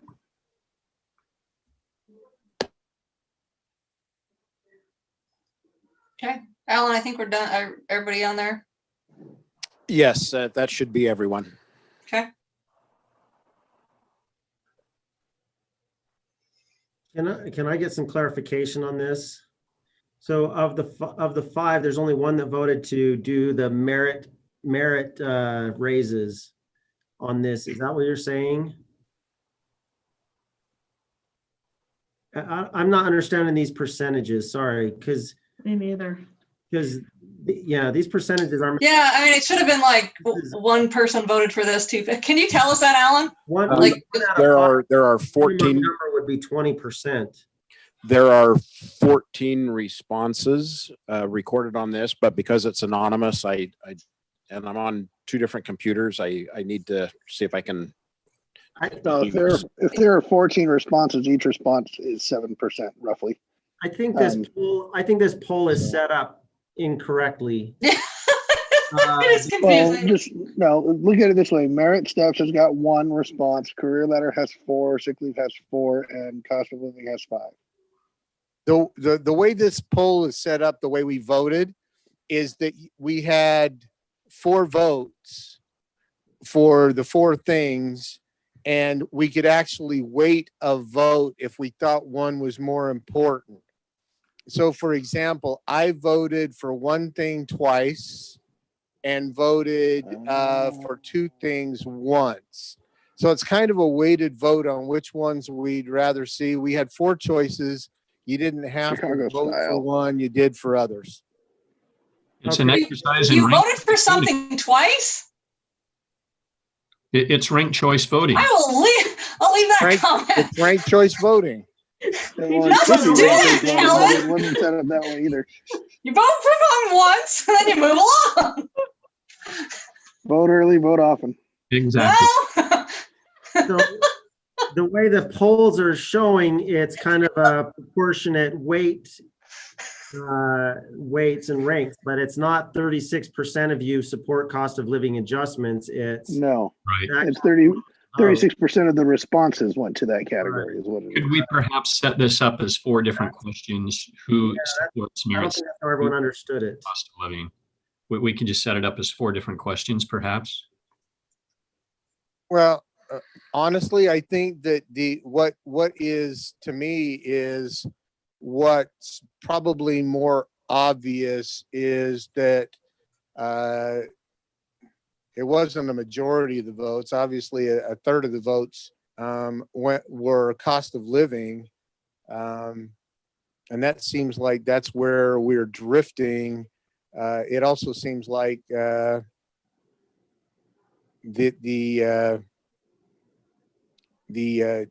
sick leave buyout, the career ladder, probably because they're only 60K apiece, were somewhat appealing to fund. That's the way I would read that. But yeah, but you voted for something twice. That's not fair. I just hit the button and it works. I agree. That's the way. See? That's the way that Well, I but would- if you have four votes and you equally distribute them, then- You're supposed to vote for one. I only voted for two things with two votes, but that's just me. I just was screwing with that. I'm like, look at that. I can't vote for that There. twice. now I didn't vote for anything, and now it doesn't, and so now we're good. Yeah, so that's the way I'd read it too, is that we don't want employees to feel like they're falling behind. If you have a cost of living adjustment, at least they're staying the same with inflation plus funding career ladder, so that they're not getting left behind in terms of updating skills but it wouldn't be prudent amid a downturn economy to give raises, is what the statistics Okay. to me. Can everybody clear their responses? We're going to try something else. Everybody clear so we can go to zero. Just keep clearing. You're going to have to keep clearing till it It's goes down. so interesting. So you're just seeing zeros next to everything. There's Almost. somebody has to keep clearing. It'll say 0 in the little blue box.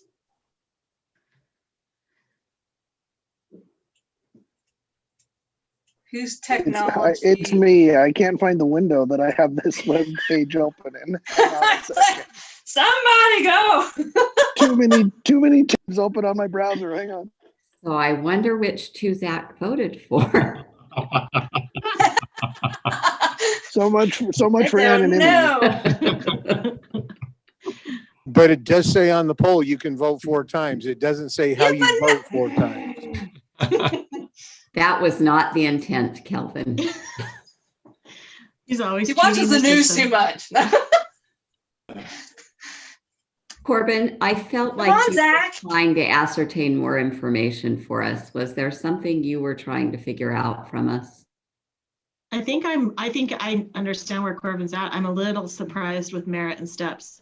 Well, if I can get Zach to clear Because that, I can it's- re-ask questions and we can maybe get better numbers for you. But Yeah. I'm working on it. Because See? why, I mean, Denise? how big is your computer, dude? It's my phone. Only because I know how important it is for the steps plan for our public safety employees. So I just know that was really important to them to Sure. know that their career will continue to move forward. Well, And that's an co- important contrast- retention function. Can you contrast steps to career ladder? Because I got a little bit confused then. Sure. There. So in essence, it's going from, okay, let's see, how do I do one? Okay, my payroll technician, right?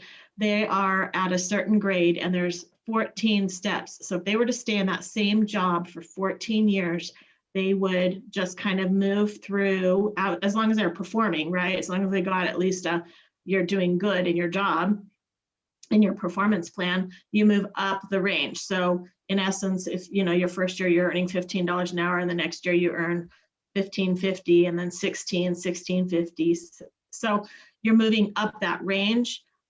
When we do a cost of living adjustment, what that does is that moves the range. So it moves from, let's say your range is from $15 to $20 and it's a 10%. That's huge. That wouldn't be it. But 10% cost of living adjustment, it would move $1.50. The whole range just moves. There's 2.5% in some of those steps. And in public safety, there's 5% between the steps. So it means you've been with the city for longer, you have more experience in the job that you're working in. And for those that want to just keep doing what they're doing, it allows them to continue to feel like they're contributing more because they're more valuable to the city. I know my utility maintenance techs, right? The guys that are changing out the water meter, the workers that are changing out the water meter, one's a woman, one's a man, love what they do. I've said, do you want to become utility techs? No, we don't. We love what we do, but they need to be able to see that I've done this for 12 years and you're not going to pay me the exact same as you paid the 1-year guy. You're paying me being a 12-year person. I can change out meters faster. I'm more efficient at what I do. That makes sense. It does, except here's where I struggle with government. Mhm. I have Right. human resource people come to me and say, well, in the private sector, they're making this amount, so we need to pay them this amount. But in the private sector, They don't get merit and steps just because they've hung around another year. They also don't get the benefits that the city gets. Yeah, they sometimes get a cost of living, and occasionally if they change jobs or move up in some manner and do more, then they get a step increase, but they don't just get it for time served. And so I struggle with that because that's a government thing. And my struggle comes when then I get told, oh yeah, but the private sector is paying this amount. And so we need to pay them this amount. Well, I don't know. It's that game of, yeah, except that we're also giving them steps just for sticking around, and they're getting a COLA and they're getting amazing benefits. So do they need to be paid? Well, I guess to me, we need to play the game one way or another. I don't think it's fair to play both sides of it. Fair enough. Let's think about a firefighter or a police officer, right? There's no demand for that kind of service in the private sector. And so we comp against other governments. But for public safety employees, those steps are really important for retention purposes, right? Because they bring that longevity and the knowledge of the job. And so they need to know that not everyone can be a police officer 3 or a sergeant or lieutenant, because we don't have that many spots available. So some of those police officer 2s that have been in patrol for 15 or 20 years really bring value to the job because they're the mentors for those younger officers. And but to say that they would be being paid the same as a starting officer, that's where these steps become really important to know where they know that I can make it through 1 or 2 more years until I'm earning enough to pay. Right, and I would love to be able to say public safety gets steps and merit increases, and the rest of us, we can't afford it this year. But I'm told I can't say that. So it becomes tricky. What do I do? It really does divide. I have seen that happen before. It really does divide your workforce, especially between public works and public safety. So can career ladder be worked into merit and stuff? I mean, to me, those things are not necessarily separate. Career ladder is earning your own promotion, and merit and steps is just asking for a raise based on the fact that you've earned it because of X, Y, or Z, and you've earned a raise. So you go to your boss and ask for a raise, and you get a raise. I think merit and steps are intended to be performance based. I don't think that a lot of the public sees it that way, but that is really the intention, is that those employees are performing and bringing value to the organization. You don't just get it just because you're here. And that would make sense too, because you can top out right at your merit and steps. Yeah. So it would make sense, because an employee who's been there for 18 years is not worth 33% more than an employee who's been there for 15 years. Right. But a 15-year employee is worth twice as much as a 5-year employee or whatever. So exactly. That could make a little bit of sense. Maybe it's career ladder then Career ladder is earning your own increase, is earning your own promotion. Is earning your step up. Yeah. So Denise, I guess my question for you is, before Melissa asks us to vote again, financially, what can we afford on this list without increasing what we're taking from the residents? I believe that you can fund these in the next fiscal year. Okay. And with the trajectory where we're going, do you think that we can do that in the following year as well? Or are we able to fund this because of CARES money?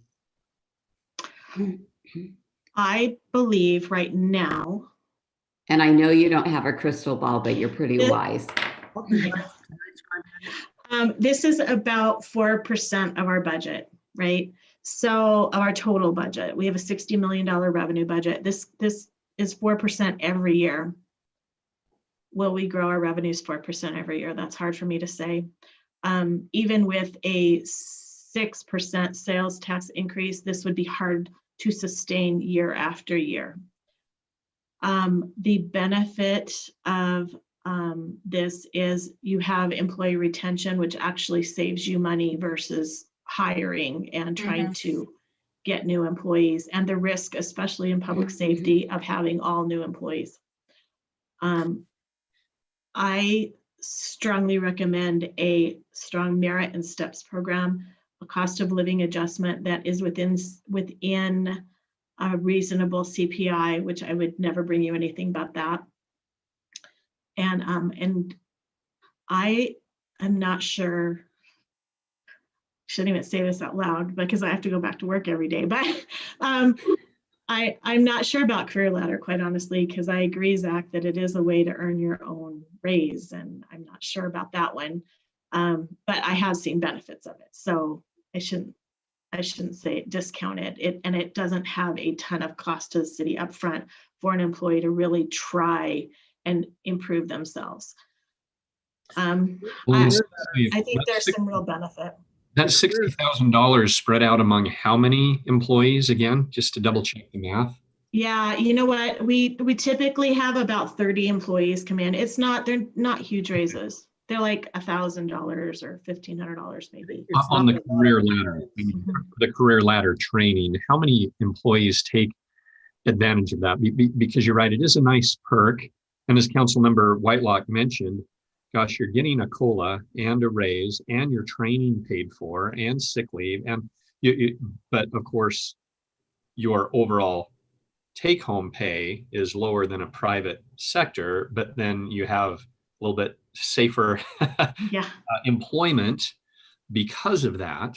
So it's all in balance. I have a good friend who decided to work in the public sector versus private, gets paid about $20,000 less, but pays about $10,000 less in healthcare, and gets training for free and a loan forgiven after 10 years of working for that place. So, it all really evens out. So I certainly want to honor our employees. I'm just trying to figure out a hierarchical order, and especially if career ladder and sick leave is just 120,000 versus a million. I appreciate you helping us know the pros and the cons, because I don't want to just make a snap decision. But I'd certainly be in favor of nobody falling behind. If you don't have a COLA, well, in a way, you're making 2.7 less than you did the year before. It'd be nice to at least stay even. If you're feeling that we can fund this, no problem. I'm not sure why we're really discussing it so comprehensively if you think that it's going to be okay this next year. Because of course, I'd love to give employees everything that we can give to them. But is your question, if we reinstate it, you're not seeing that we'd be able to sustain that long-term year over year because we're getting one-time money this upcoming fiscal season? No, it would be that we are not at a place yet philosophically where we're willing or able to increase that one stable revenue source, which is property tax, right? So when we say that we need a cost of living adjustment, yet we're not willing to bring in that cost of living adjustment on the revenue side, which makes this more difficult to sustain unless we see growth in the city, in the commercial sector and in that sales tax piece. Good point, because year over year, we're paying, approximately here $2 million more each year. So where are we getting $2 million to cover that? Right. Now, what we do see happen is obviously that trend, right? You have employees that are on the higher end end up retiring, coming off and being replaced by the lower end. So there's really, while $2 million is the estimate for the cost of this each year, you also will see some of that coming back through employee turnover, right? Whether it's a vacancy, retirement, or them just leaving and then you bring in another employee. So you will see some fluctuation there, which is probably at least, I would say at least $500,000 in some of that turnover. Would you say that, Corbin? Oh, who's voting? Someone's playing. Stop playing with the buttons. You see, I would argue you get a good chunk of it back in reduced turnover. I think you also, by having a healthy merit program, a healthy program where you pay employees well, you are able to have fewer employees because you're 100%. overall, we can get more efficiency out of a fewer number of employees who are highly experienced than having to add more employees and more employees on our benefits with less experience. Turnover is expensive. This has been a tough one. In our in the current budget year, we reduced positions. We didn't give any raises whatsoever, no cost of living adjustment or merit.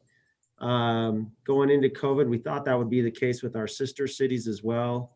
By late summer, we found out that that many of the other cities did do a merit, either at the budget or adjusted after the budget was adopted. If we don't put in a normal program to regularly have some kind of cost of living adjustments and merit program of some sort, we'll fall behind and lose employees. Yeah. Well, I think we played cautious because none of us did know anything, but we were able to do the bonuses. So I think that was, and I don't think kind of correct, what we did. Right. I'm really proud of the budget we passed and what we did this year. We just can't put this off. We can't keep putting this off and retain our good employees. Oh, no, 100%. I think that's why you saw that when everybody turned in their priorities, that was number one, is to make sure we're putting that back in. So if no one minds let's go to the first question. Don't vote for anything except for merit increases. If you're for them, hit the button. If you're not, don't hit the button. It's going to show 100% regardless. Yeah, but Alan can tell how many people. The problem voted, is right?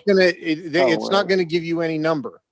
But can Alan tell how many people? Alan will see how many responses there are. I think. Currently 3. Yeah. Okay. So here's my thing on this 3 one out though. of 5. Here's the difficulty, and you know what, I've worked for government for my entire life, so I understand merit increases, I understand cost of living adjustments, I understand career ladders, I understand sick leave buyout. Here's the problem, and I will tell you that the merit increases and cost of living adjustments, given the numbers, are not sustainable over the long period of time, even with the property tax increase, and even with an inflationary property tax increase. Let me explain why. What we're looking at right now, what we're looking at in front of us, if we took a $57 million budget that we have right now, and the inflation is 2.7, and I rounded it to 3, that's $1.7 million. Yet this funding is 2.1.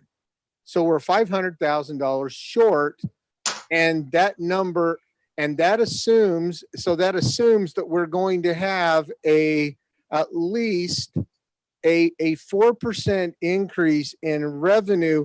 And that doesn't account for any increased inflationary costs that we have to pay for gas, tires, cars, insurance, health insurance, widgets for the water rate, anything like that. And so unless we're willing to raise unless I've missed something here, unless we're willing to raise unless we can get some sort of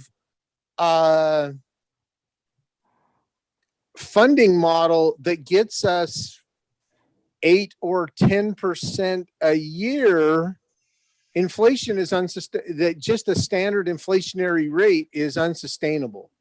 And so, I mean, I understand the employee plight. Trust me, like I said, I worked for government for that long.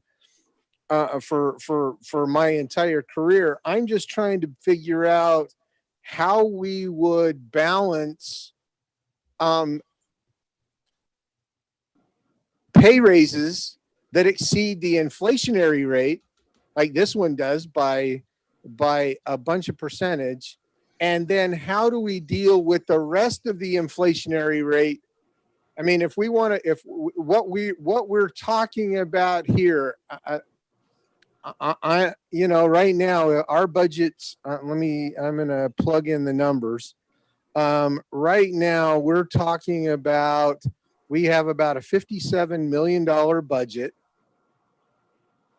And if we have standard costs that are 2.7%, that means our inflationary costs are 1.5 million. And then we add another 2.1 million to it. That means that we want to raise the budget minimally. By the way, adds no staff or anything else. We're talking $3.6 million. We're talking almost $4 million. Wait, 57 Kelvin, the majority, you've got to remember that the majority of our $57 million expense budget is personnel. Like that's 80% of it. So hold on, before we keep going too much into the weeds here. The whole idea of this meeting is to find out where our priorities are, not to try to figure out how to fund everything.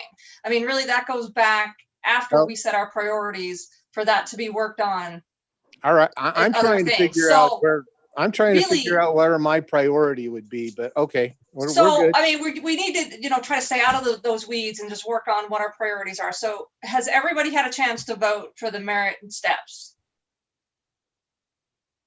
So I have 3 responses recorded. Okay, so if everybody had a chance to vote, you have 3 out of 5.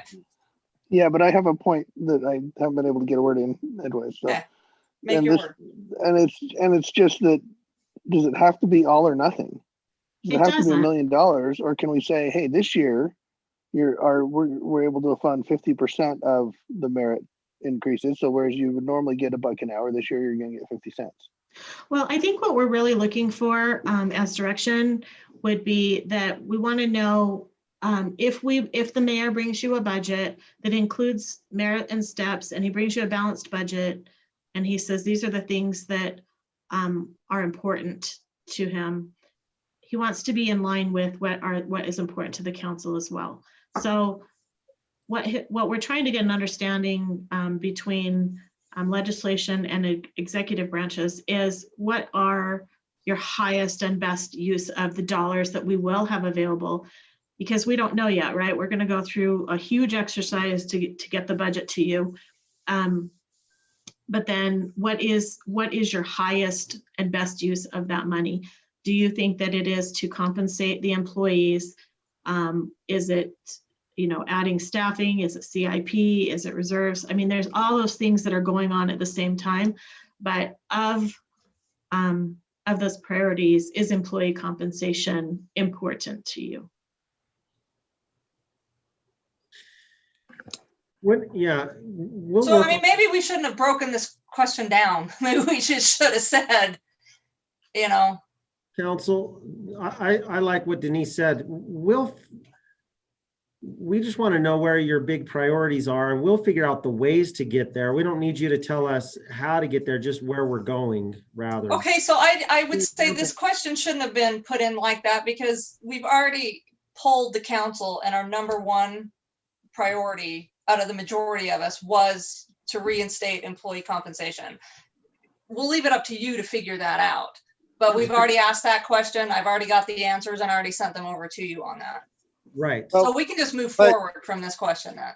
When we're talking about budget priorities, and I'll throw this out and then we can move, I'd say we move on unless somebody else has got some other comments. What is we're at 57 million. What's the sustainable growth rate for a budget? And I'm not talking about employee compensation. I'm talking about if we were to talk about our budget's 57K, where would we see our budget the next budget year? Is it 30K? Is it 57 million?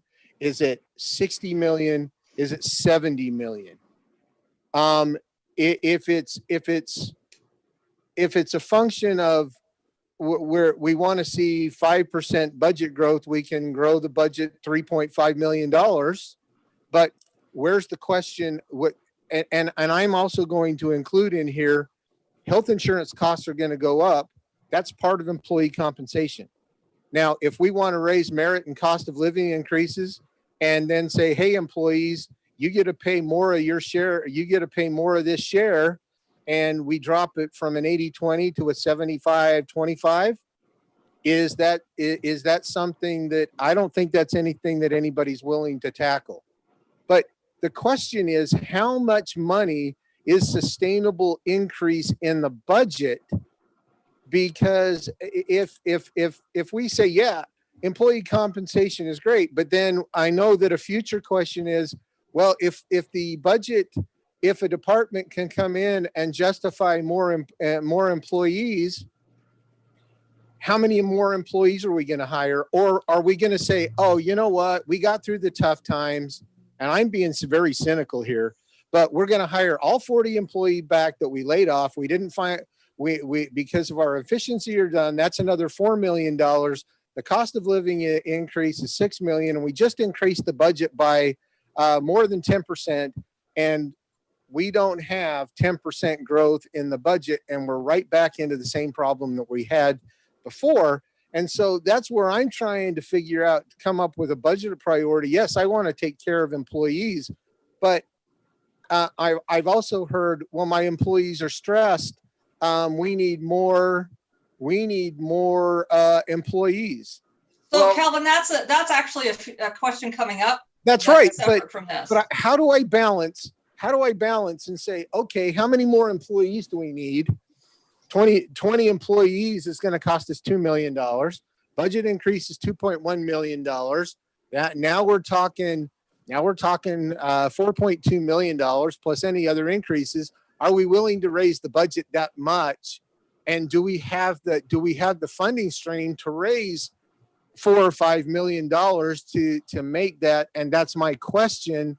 And I'm not sure we have that answer. I actually can answer that for you, Kelvin. What I hear you saying is that what's important to you is a long-term plan. That's what you're telling me. So I hear from you that you're saying, if I make these decisions, I don't want to make these decisions in a bubble of 1 year, similar to what Zach put up before with that utility transfer. This is a policy decision. This isn't a light switch we can turn on and off. And it's similar to the Merit and Steps program. We let employees know we're hiring you and we have this Merit and Steps program, but this is a light switch that you can't count on. We're going to turn on and off. We will lose employees over that. But you're going to want a long-term plan. And let me guarantee you that that's Corbin and my goal and the mayor's goal as well. And we will give you 5-year projections using the policy that you're setting in this budget, saying, this is how we see this as sustainable, and this is the plan that we see to move forward. Does that mean another health pandemic won't come up or a 2008 crash? We can't predict those, but we can say that this is the trends that we're seeing, and this is historically where we've been, and we can bring you a budget that we feel like you could be responsibly saying, this is a policy that I can support because I can see how we can get through it. Is that fair? It is fair, other than the fact that I guess historically we haven't had 8 or 9% growth in this city for revenue. This year, the property tax covered 700K. The property valuation of new growth in the city covered 700K. Well, that doesn't even cover one of these. So the property valuation doesn't help us. And at some point in time, I'm going to think that, and it's going to be long after I'm dead, but we need to get on the path. Some point in time, budgets are finite, and the pool of money is finite. And, I guess if we decide that we, as a policy, that we're going to increase the budget 8% every year, and we're willing to figure out how to increase revenue by 8% a year to cover all of these costs, then that's a policy decision that the council is going to have to make. I'm not sure that it's one that's responsible, because the at some point in time that model doesn't work. But that's where I'm coming from here, is that you're right. It is a policy decision. We need a long-term plan, but we went through a tough time, and then all of a sudden we say, hey, let's open up the floodgates because, hey, we had a little bit of growth. I'm not sure that that's, I think we need to take a measured approach for the long-term plan. I don't know what that is right now. So I'd say, let's see what happens as we get closer to the budget projections, but that's where I'm at on that, if that makes sense. Absolutely. I think you understand that our goal is to you work on that, and how you guys want to work on that and present that back is something we can look at later. So let's move on to the next slide.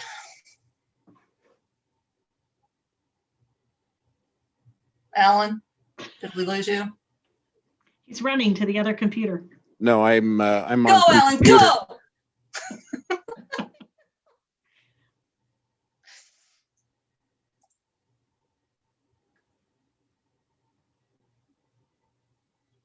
All right. So what services are we expecting to reinstate? Do we want to look at facility maintenance, park maintenance, or staffing as justified by department needs?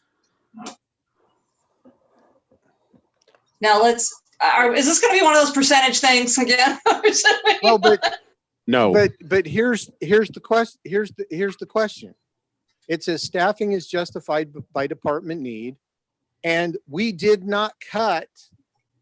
It says, what services are we expecting to reinstate? If I remember right, we didn't cut any first responders. We cut some staffing.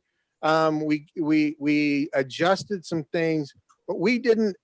So when it says, oh, do we want to reinstate first responders? We didn't cut any. So. Yeah, why does it say that? 250 first responders, 240 other government. Oh, 36 removed. Okay, I was reading that funny. Yeah, we reduced the staffing by almost 40. Now, this was information that Alan thought was helpful for us.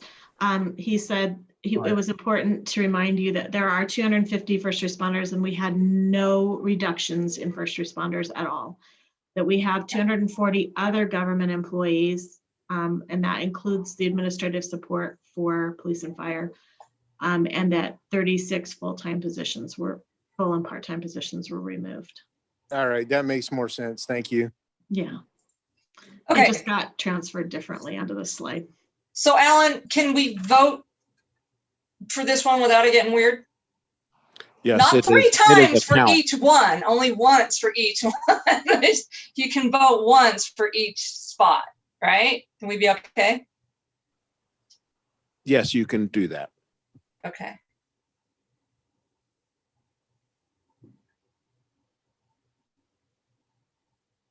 I need some more clarification too on this. What did we cut in facilities maintenance and park maintenance?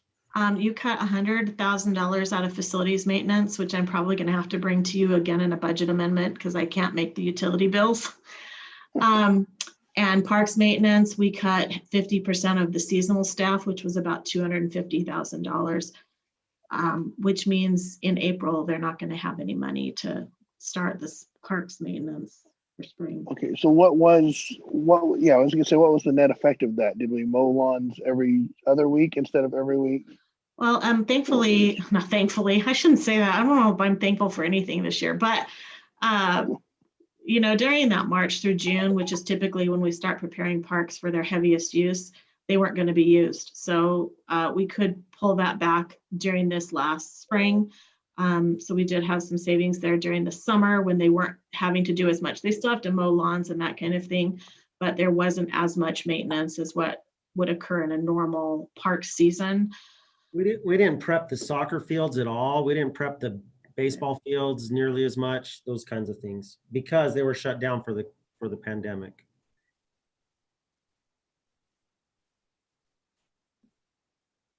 Okay, so we're gonna allow staffing as justified, and those will come to the mayor first, and then they will come to you and be included in the budget as you see fit. There are definitely some gaps that were cut that we're feeling. There's definitely some gaps. Okay, next question or slide. I don't know what there's a question next. I can't But remember. what- although there are gaps that we feel, we can't just fill them all back again. No, Well, And I no, don't that's think that where, there's a that's where the need to. justification comes in. I mean, that's where, it'll be say, this is, if we bring this person back, it's gonna help by this and it'll pay for this much. And anyway, sorry, Denise, if you want to go to the next slide, obviously, I'm not speaking to this. sure. Sorry. Sorry, can I just comment before we go on? Kelvin, one thing the pandemic has been is this incredible opportunity to rethink how we do every service in the city. I have no interest at all in proposing that we just restore positions that were cut just because they were cut. Rather, we're rethinking everything we're doing and analyzing, is there a more efficient way? Can we do this better?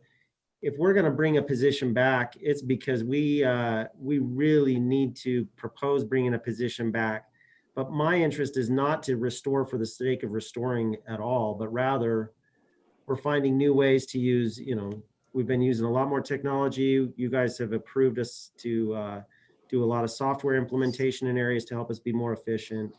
So you're right. I don't want to restore for the sake of just restoring. This is about determining our service levels and then thinking about what's the most effective and efficient way to provide that service. Well, and I think what you just said,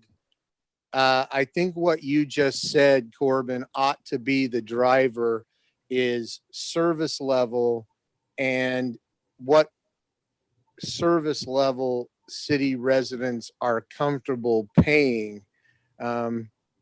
Not what we think is a luxury, but I think you're right. It's got to be directly correlated to performance measures, service time, Response time.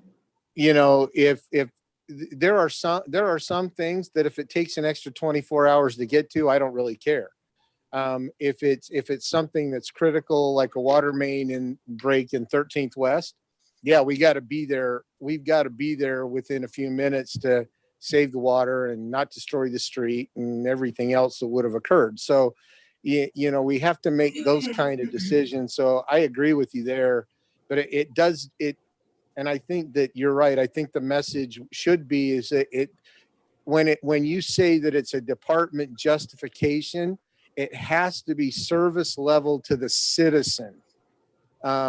I think that, at least from my perspective, that's the priority for the justification is service level to the citizens, and not just because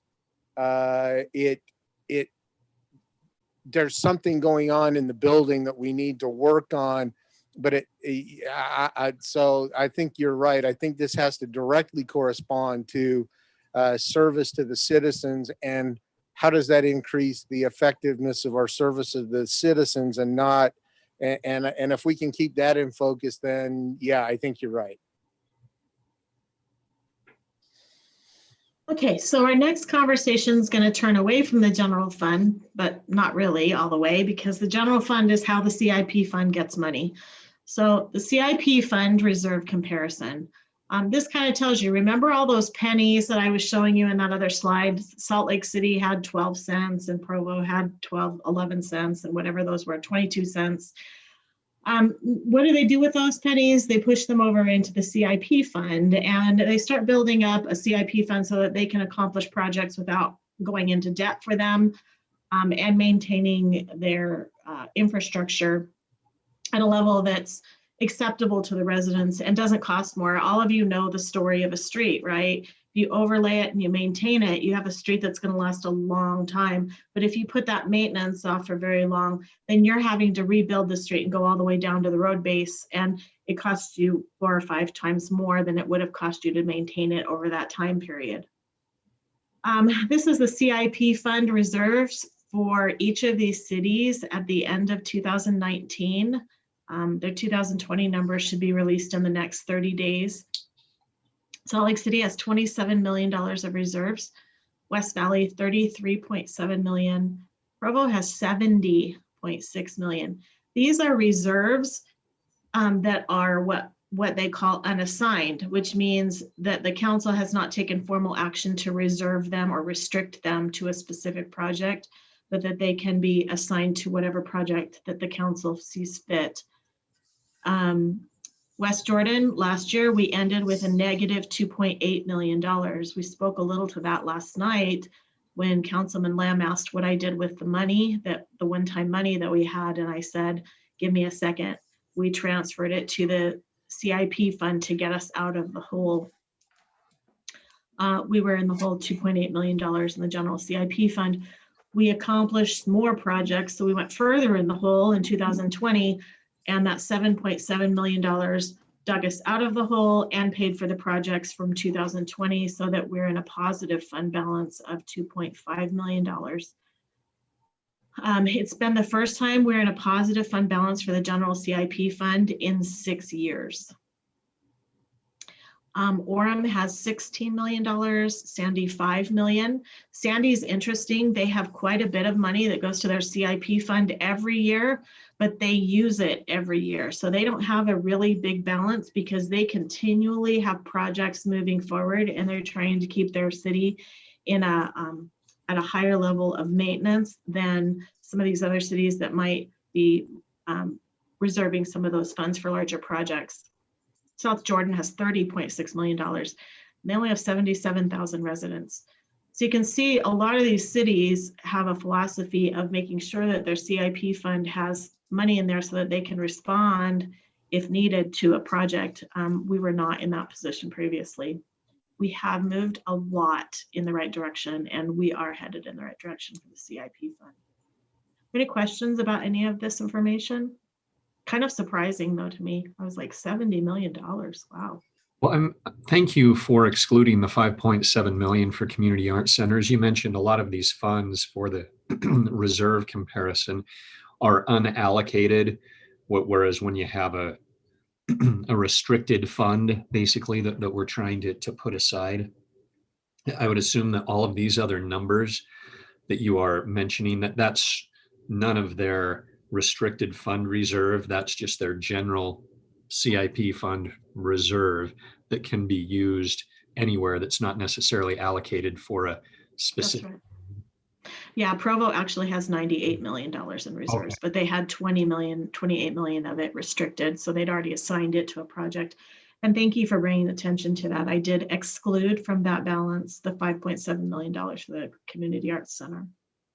Okay, thank you, Denise. Mm-hmm. Okay, next slide.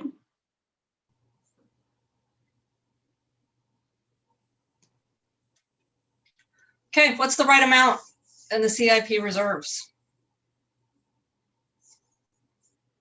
Like, this may be a dream, but we're looking for your dream. Philosophically. If you're looking for our dream, how come it's only 5 million at the top? Well, this is more than. I was gonna say.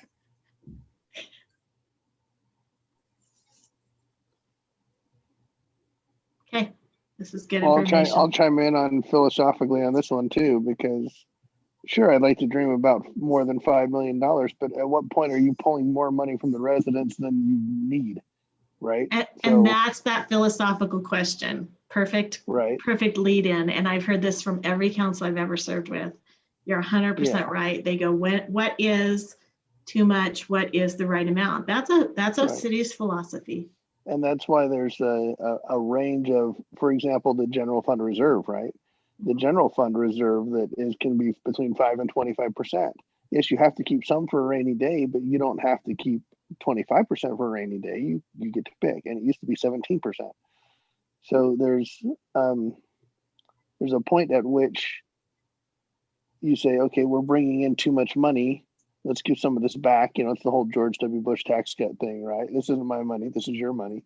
And let's let you keep it rather than saying, oh, look, we have some of your money set aside just in case we need it. You know, So in this case, it's I don't see having $5 million just in case we come up with a capital improvement project that we want to do. And look, now we have funds for it. I would rather have it allocated and then save up than save up and then decide how to allocate. It's a good point. It's such a tough juggling act of if you build it, they will come, or you have residents that say, well, I want more amenities. And then others say, well, I don't want to pay for the amenities. Hey, well, but we want amenities. Well, how are you going to pay for them? Oh, well, let's raise tax. Well, no, we don't want to do that, but fix the roads. Well, yeah, we need money to fix roads. Well, no, just do more with what you already have. And it just goes around and around and around where, ideally, if we had amenities, it attracts more businesses to come locate here. There's more employees, people live here, creates jobs. Everybody works and plays well together with all this, but that's true. What is the right amount? Well, definitely if we have a water tank that breaks and is losing 100,000 gallons and things like that are going to come up, right? As we just noticed with the cold temperatures in certain sections of the city that are 40 years old pipe. It's not just improvements, it's general maintenance and just trying to mesh all of that together. So is the question here ideally, or is it realistically? Because ideally, as you mentioned, ideally we'd have more, but realistically, are we trying to have this survey show where do we feel the intersection of enough in reserve versus not egregiously taxing? That's the question. It's not pie in the sky. It's, hey, where do we really feel that true realistic, practical intersection is for next year? Let me use Sandy as the example. Sandy says that, and Corbin should probably speak to this better than I, but that they will have 11% reserves in their general fund at all time, but they will not touch it. It will stay at 11%, period, end of story. They also state that anything in excess of that 11% will go to CIP, and that they will use those CIPs as that money comes in to keep the city maintained, and that they will have an adequate amount of reserves to take care of whatever project might come up, right? We would not have expected that water tank to have that kind of a leak. We wouldn't, and water is different because it's a standalone, but that's a good example of that. Okay. You may have a road failure. You may have, we may have an earthquake and we may have building repairs. You know as well as I do that City Hall is in not good shape and is ready for some investment. And what does that look like? And where would you draw those funds from? So what we're really looking for is exactly what Councilman Jacob and Councilman Pack have said, is really philosophically, that Sandy model is really wise in that they're using their money as it's there to maintain the city without that overtaxation and keeping money just in case. Does that make sense? Yes, certainly. It's, I guess, to draw the analogy, I have friends who I think will probably die with many millions of dollars in the bank, but they never went out and did anything. And then there's those that are spending more than they make and are going to have to rely on their kids in retirement. Who are these I was friends of going to say, yours? who are Can your I be $1 million friends with them? friends? Because if they need ways to spend, I have lots of ways of letting them know. That's I've a already perfect told them. example. Yeah, that's a perfect example. Because So we we're are trying trying to to figure out strike where that that sweet balance. spot is, right? We're just trying to figure out, okay, we have some reserve funds saved for a rainy day, and that's good, but we don't want to be miserly, but we don't want to be spendthrifts. And here as a council is where we feel that threshold balance is. Perfect. Okay, thank you. And council, if I may add just a couple notes here, I don't know that this is set for next fiscal year. This may be a philosophical over time. How do you build the structure, the financial stability of the city moving forward? Well, in my mind, a lot of these projects can get very expensive very fast. And $5 million is not a lot on road construction or road maintenance or road anything. And, even I believe the Justice Center next door needs a new roof. That's not going to be cheap.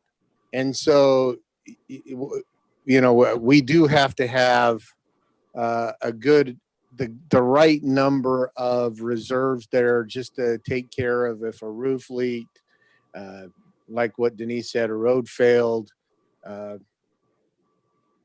I don't think 2.5 is I don't think 2.5. I mean, that's just, what is that? 5%. That's what, 5% of the budget? A little less, yeah. Yeah, that not a lot of money there. So it does need to be more than what we've got. And I'm not sure that, I mean, even Sandy that takes it all in and spends it, they keep 5 million. And it looks like they keep 11% plus. It looks like they keep 5 million just for contingencies. And that's probably not a bad, to me, that's not a bad number. So yeah, that's my thought on that. I mean, I agree. We don't want to tax. I have to tell you, I can't imagine what the tax, and maybe, I don't know where Provo gets all their revenue or what they've done over time, but to have $100 million in capital reserves, boy, that's a ton of money. We could certainly, if they want to offload some of that to West Jordan, I think we'd be glad to take it. Yes, sister city, work together. But really, when we're talking about these millions of dollars, it in a way, it's kind of like opening a high level account at a bank where they're going to charge you a fee if you don't keep at least this minimum amount in. And if you dip below that, even for one day, you get charged a fee, because really the county and state, right, mandate that we have a balance in there. So really, even if we said $5 million, for instance, just in CIP here, to use it as an example, that doesn't necessarily mean that we have $5 million to play with. It just means that that's really a zero balance, right? Because we need to have a certain amount in there by law. So yeah, it's interesting, right? And you bring a good point. And how do we make Chris Pengra's job a little easier? It's like, hey, companies, come to West Jordan, meet me at City Hall. Wow, City Hall is looking dilapidated. Yeah, we got some deferred maintenance going on, but we're saving money and not raising taxes. And but then how do you get businesses to relocate? It's all this ball of intertwined connectivity, and hopefully we can find that sweet spot. Corbin, do you have any insights?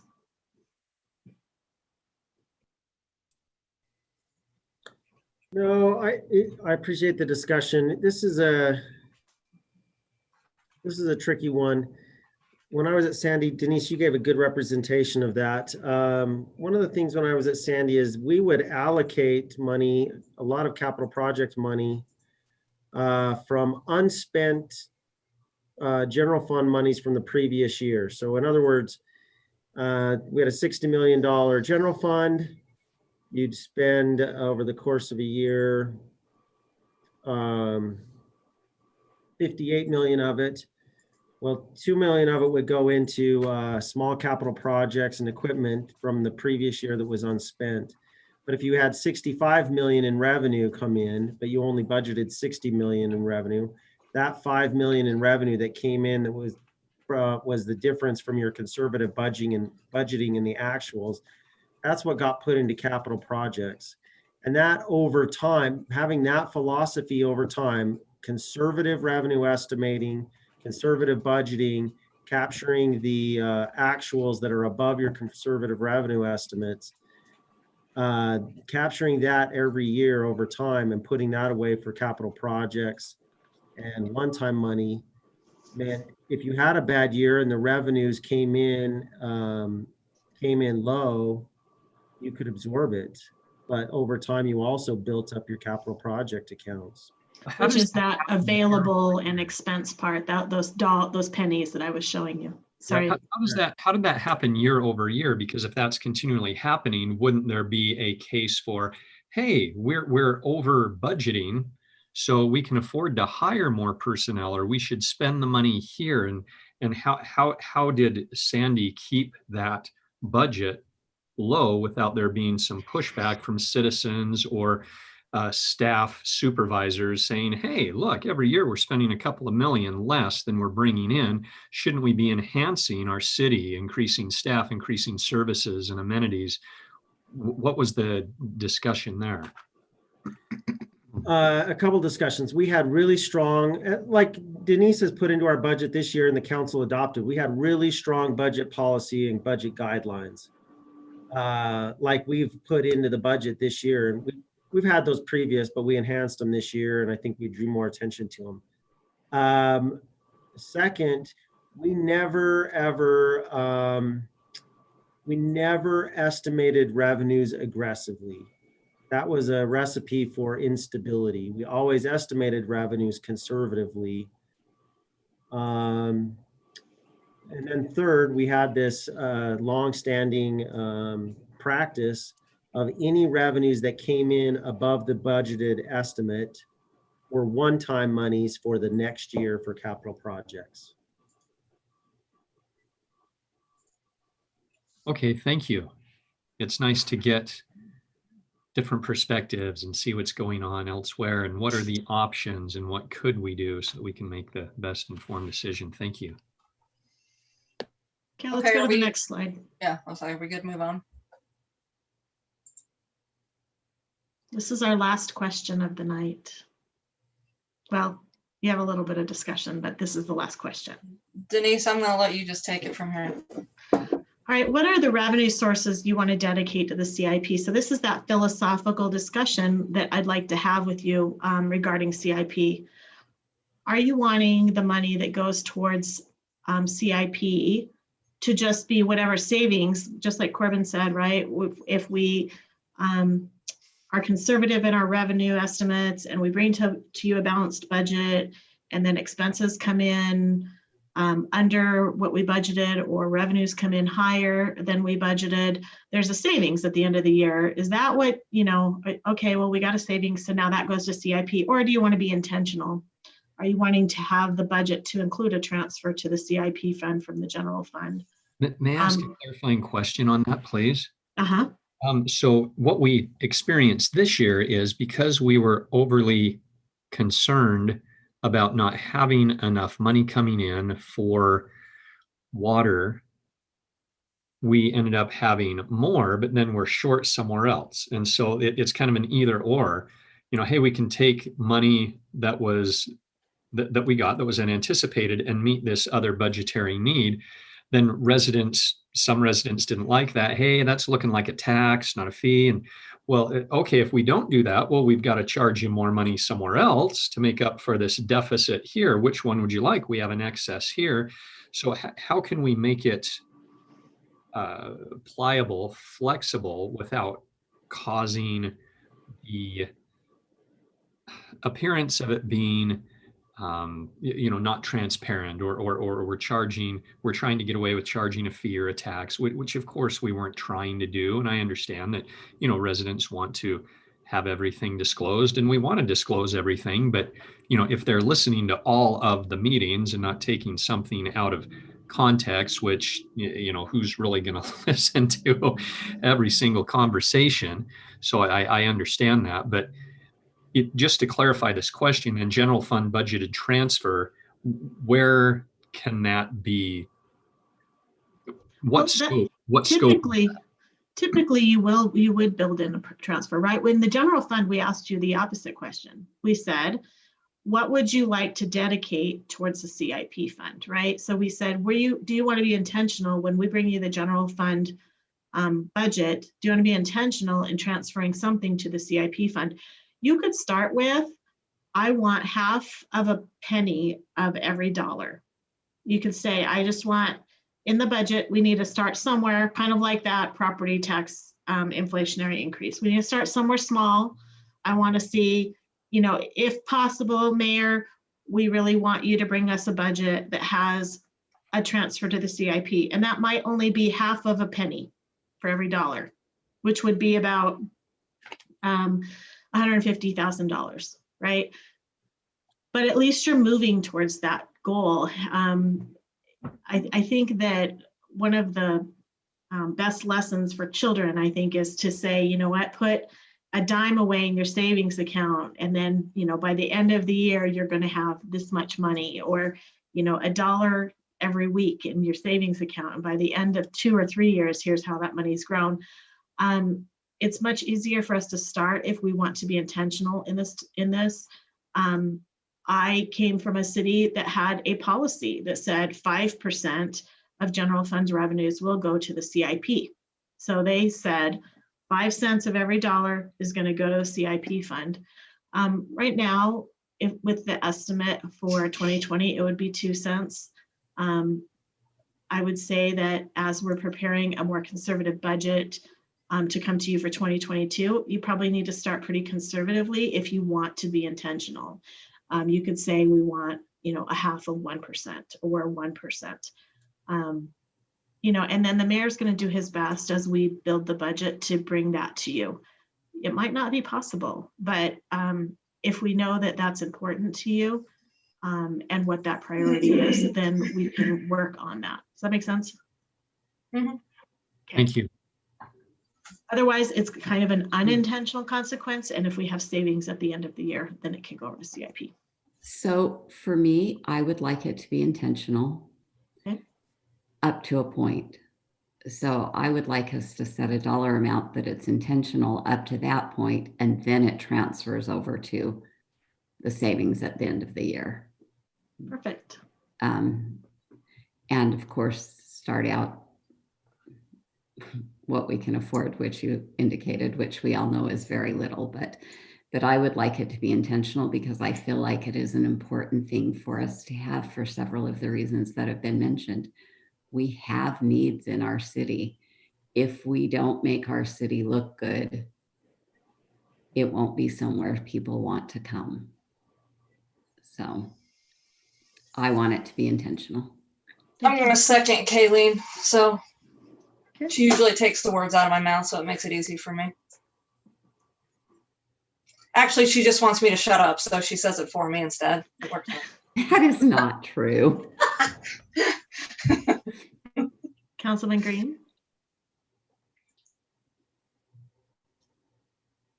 He's asleep. Let's say he's napping. What, just because I talk, you think Kelvin's going to say something now? Shush! I was going to say, we need to do something intentional. And I have to tell you, even if it's, you mentioned the half a cent on the dollar, that's 150K. Even if we can't go that far, and even if we're only going, depending on the budget projections and everything, as you start putting the budget together, even if we're talking 30, 40, 50, 60K, it's a start that we can then, as we go along and establish that, we can expand that. So I'd say I agree with Kayleen that it's what can we afford, but we have to start somewhere and to do that. Perfect. Councilman Jacob or Pack? Yes, thank you for mentioning it. Anything that I do, I want to be intentional parenting, intentional working out, intentional diet, intentional budgeting.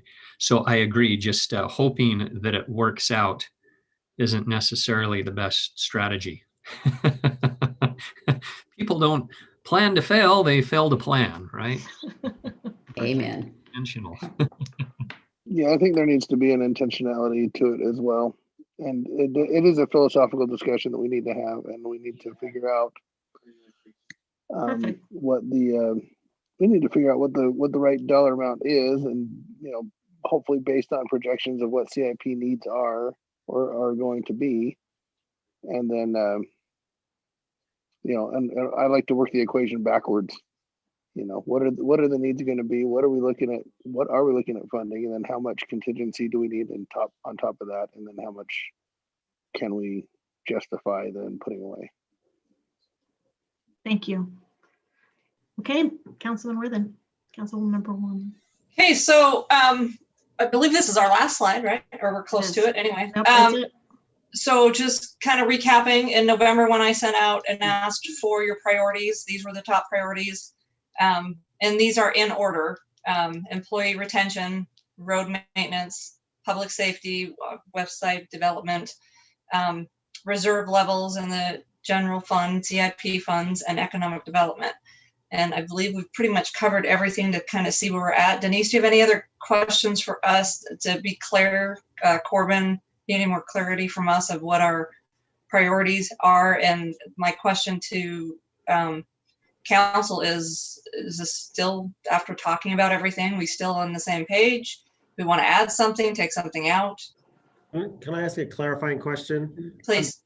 What does it mean, west side, comma, technology? Help me understand what that is. I'm not sure what the technology piece, that wasn't necessarily tied to public safety, so I don't know how that got put in there. West side was more of the development and making sure that we keep the fire station priority, which I believe we've already kind of hit on, not in this meeting, but in other things.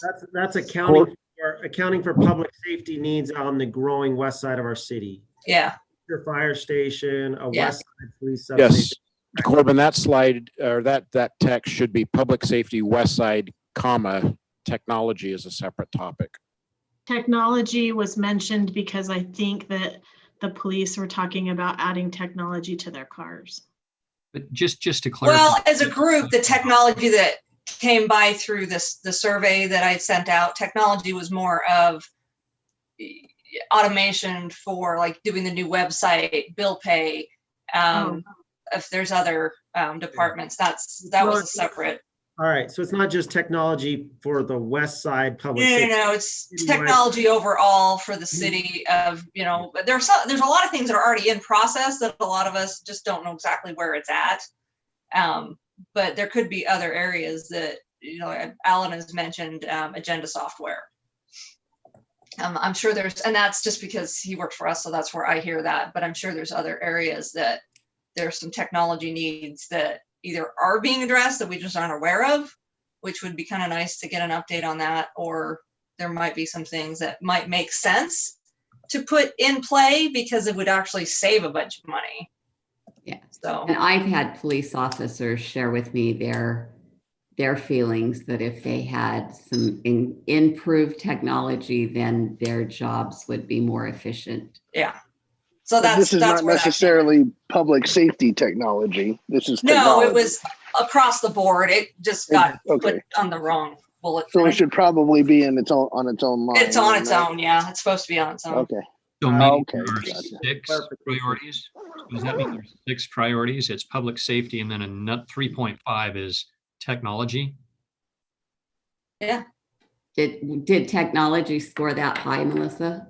I'd have to go look at the numbers. Because just to clarify, it's public safety throughout the entire city, right? We're not just saying west side. Yeah. Okay.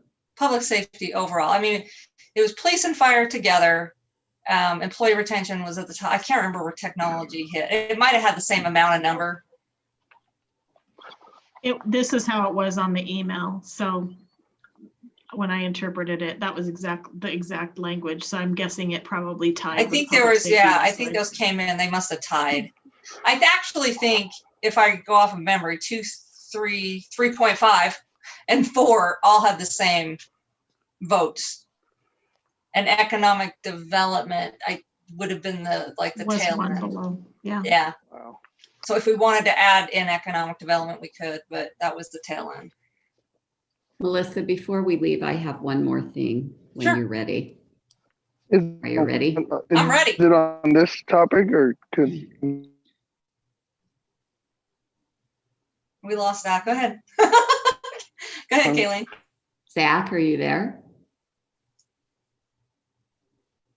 Okay, well, mine is just when we were discussing water rates, and this was while Melissa and David, you and Kelvin were on the council and prior to, we were talking about the very first time we were looking at raising water rates.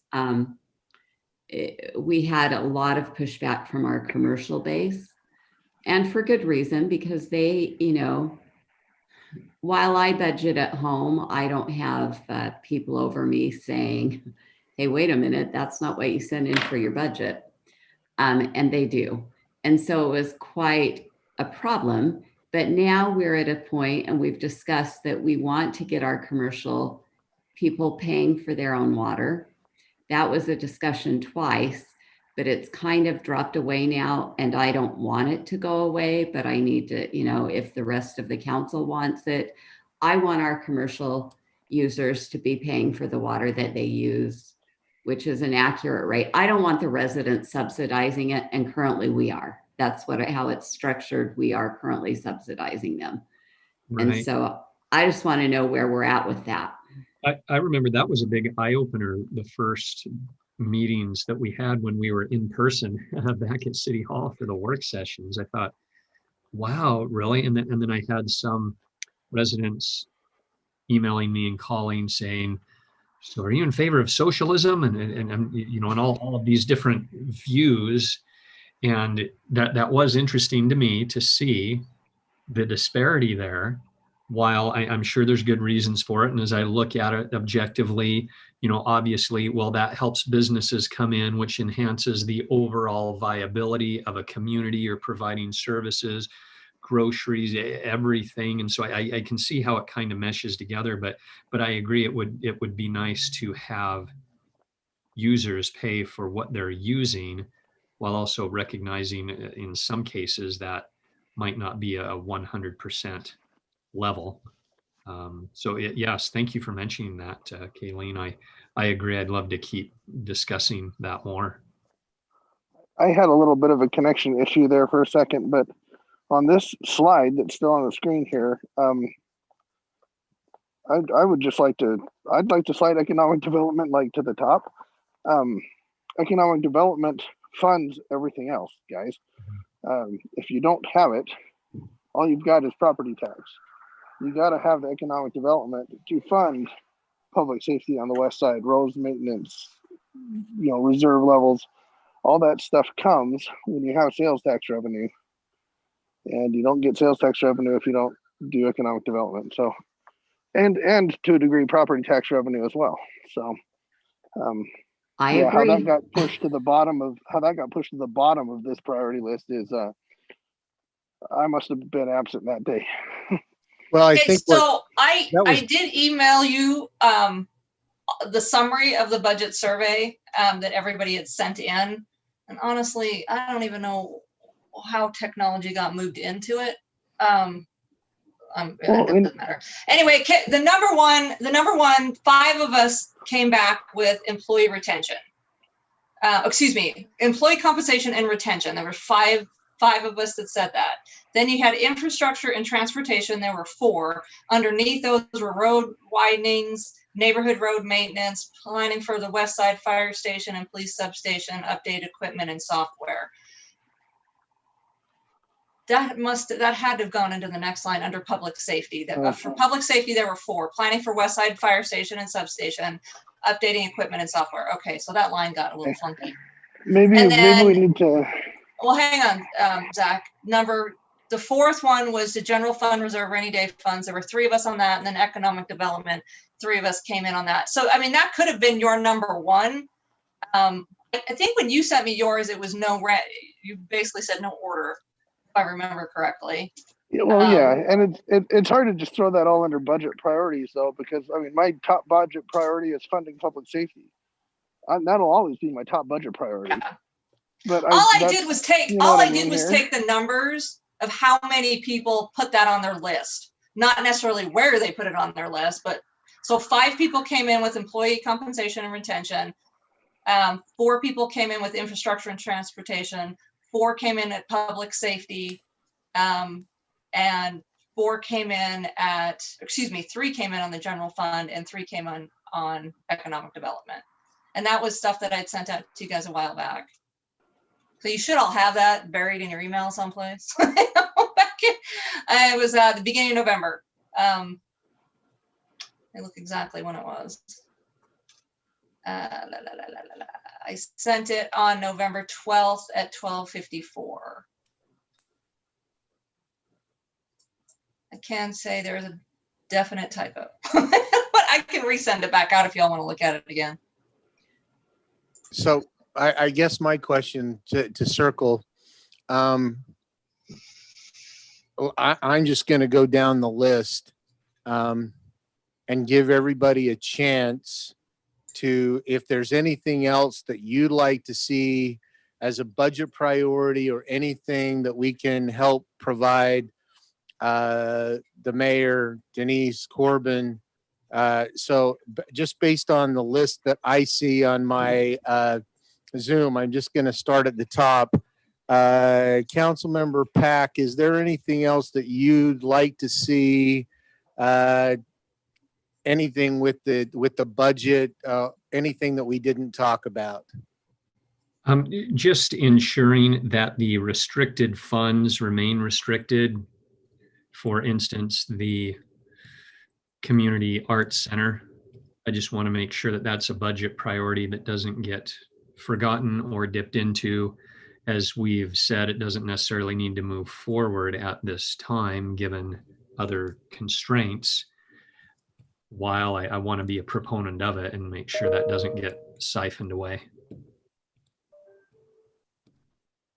Cool, thank you. Thank you. Councilmember Whitelock, any comments on what you'd like to see? I would say ditto to Councilmember Pack. I agree with that. And then I would say when I look at these, how I want administration to look at these are not as more that these are the things that are most important to us, not that employee retention is the very most or economic development doesn't matter as much, because Zach is right. Economic development is what we need for our city to move forward. And so for me, they're more linear than they are up and down, because So bullet points versus numbers. Yes. Yeah. So nice. That's what I'd want to convey, is that these are the things that rose to the top of importance for the council, not necessarily that economic development is less important than employee retention or public safety, because I think those are all important to us. And that's what I'd like you to hear. Thank you. Councilmember Whitelock, while I have you for just a moment, just to renew, even though the rates look very different between commercial and residential water users, when you adopted the rates, their consumption for commercial is 35% of the total water we purchase, and the new rates will bring in revenue of 30%. So they are being subsidized 5% or less, depending on how much water is being used that year. So I'd like to narrow that to that zero number. Okay, Thank you. thanks. Councilmember Worthen, any comments that you'd like to provide? Yeah, so I just emailed you all that original email that I sent you back on the numbers, and it actually has the definitions a little bit better probably than that last slide has in there. Kind of explains a few more things, Corbin, if you want to take a look at that. I took the comments from councils and what they had said, like the road widening, neighborhood road maintenance. Under the public safety was planning for the West Side Fire Station and police substation, and then the updating of equipment and software. I'm gonna go the opposite side. I've said it since I started. That art funds is a thorn in my side, and if we need it, we need it. You don't go buy a new truck when you got laid off. And I'm sorry, my husband is an amazing artist. He does beautiful artwork. My daughter is extremely talented as well in arts. I love the arts, but Hey, Alan, go it's back an to the extra. other screen. I'm not done. It's an extra that with that amount of money sitting in there, if we need to use some of it, we need to use it. If we need to make sure that we're keeping our employees and that money has to be used to help with that. And if we're talking, a couple million and we've got almost 6 sitting there, that's 3 years worth of making sure that we keep our employees. I mean, I realize I'm playing simple numbers, but Denise, you get my point. I just don't, I don't want that money sitting when we have, it can be used for other things. And I want to respect that. I just wonder what happens then at the end of 3 years when you're used to being able to use it, and then that runs dry too. Or if everything does hinge on economic development, well, now, yeah, all I'm saying is if you're broke, you don't go buy extra things. sure, And yeah, unfortunately, I'm not saying to build it, just leave the money there. yeah, but it's, you know, like I said, if you're broke and you got to pay your bills, you don't just leave, you know, a bunch of money sitting in a savings account. And I'm not saying we're broke. I'm just saying that, you know, you have to have priorities. And I mean, and bringing it down to something super simple, just like my own budget, you know, you can't go out and do the extras and buy the extras, and that savings account needs to be used to pay your mortgage, and it needs to be used to pay your light bills. So, you know I'm 1 of 7 on this, but that money has to be used to keep our foundation stable and build a good foundation. And then once and it might take years, which that looks like what it's going to do.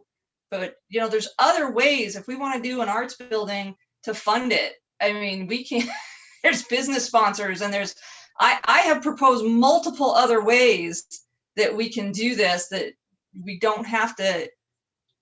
Yeah, anyway, you guys know where I'm at on that. That's where I stand.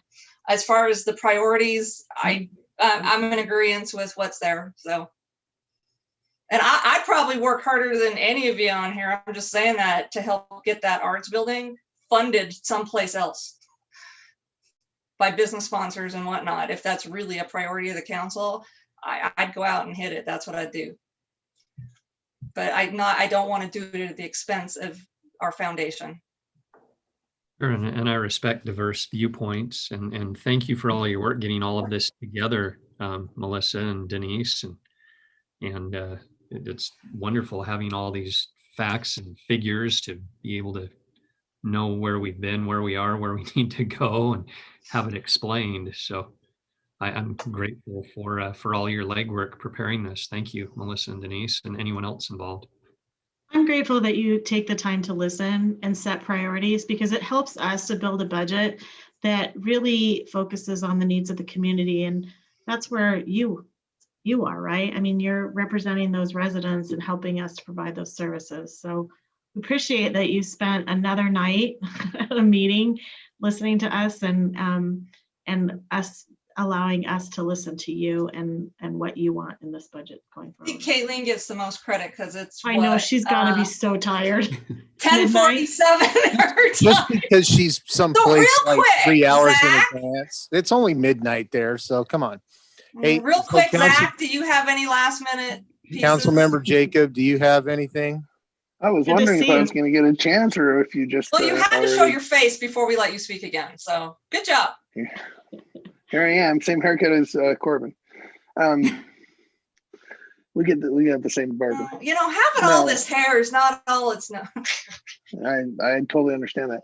Yeah. So budget. I'll just give you my 2 cents on overriding budget priorities. I really, really, really wish someday, somehow, by some miracle, we could do zero-based budgeting.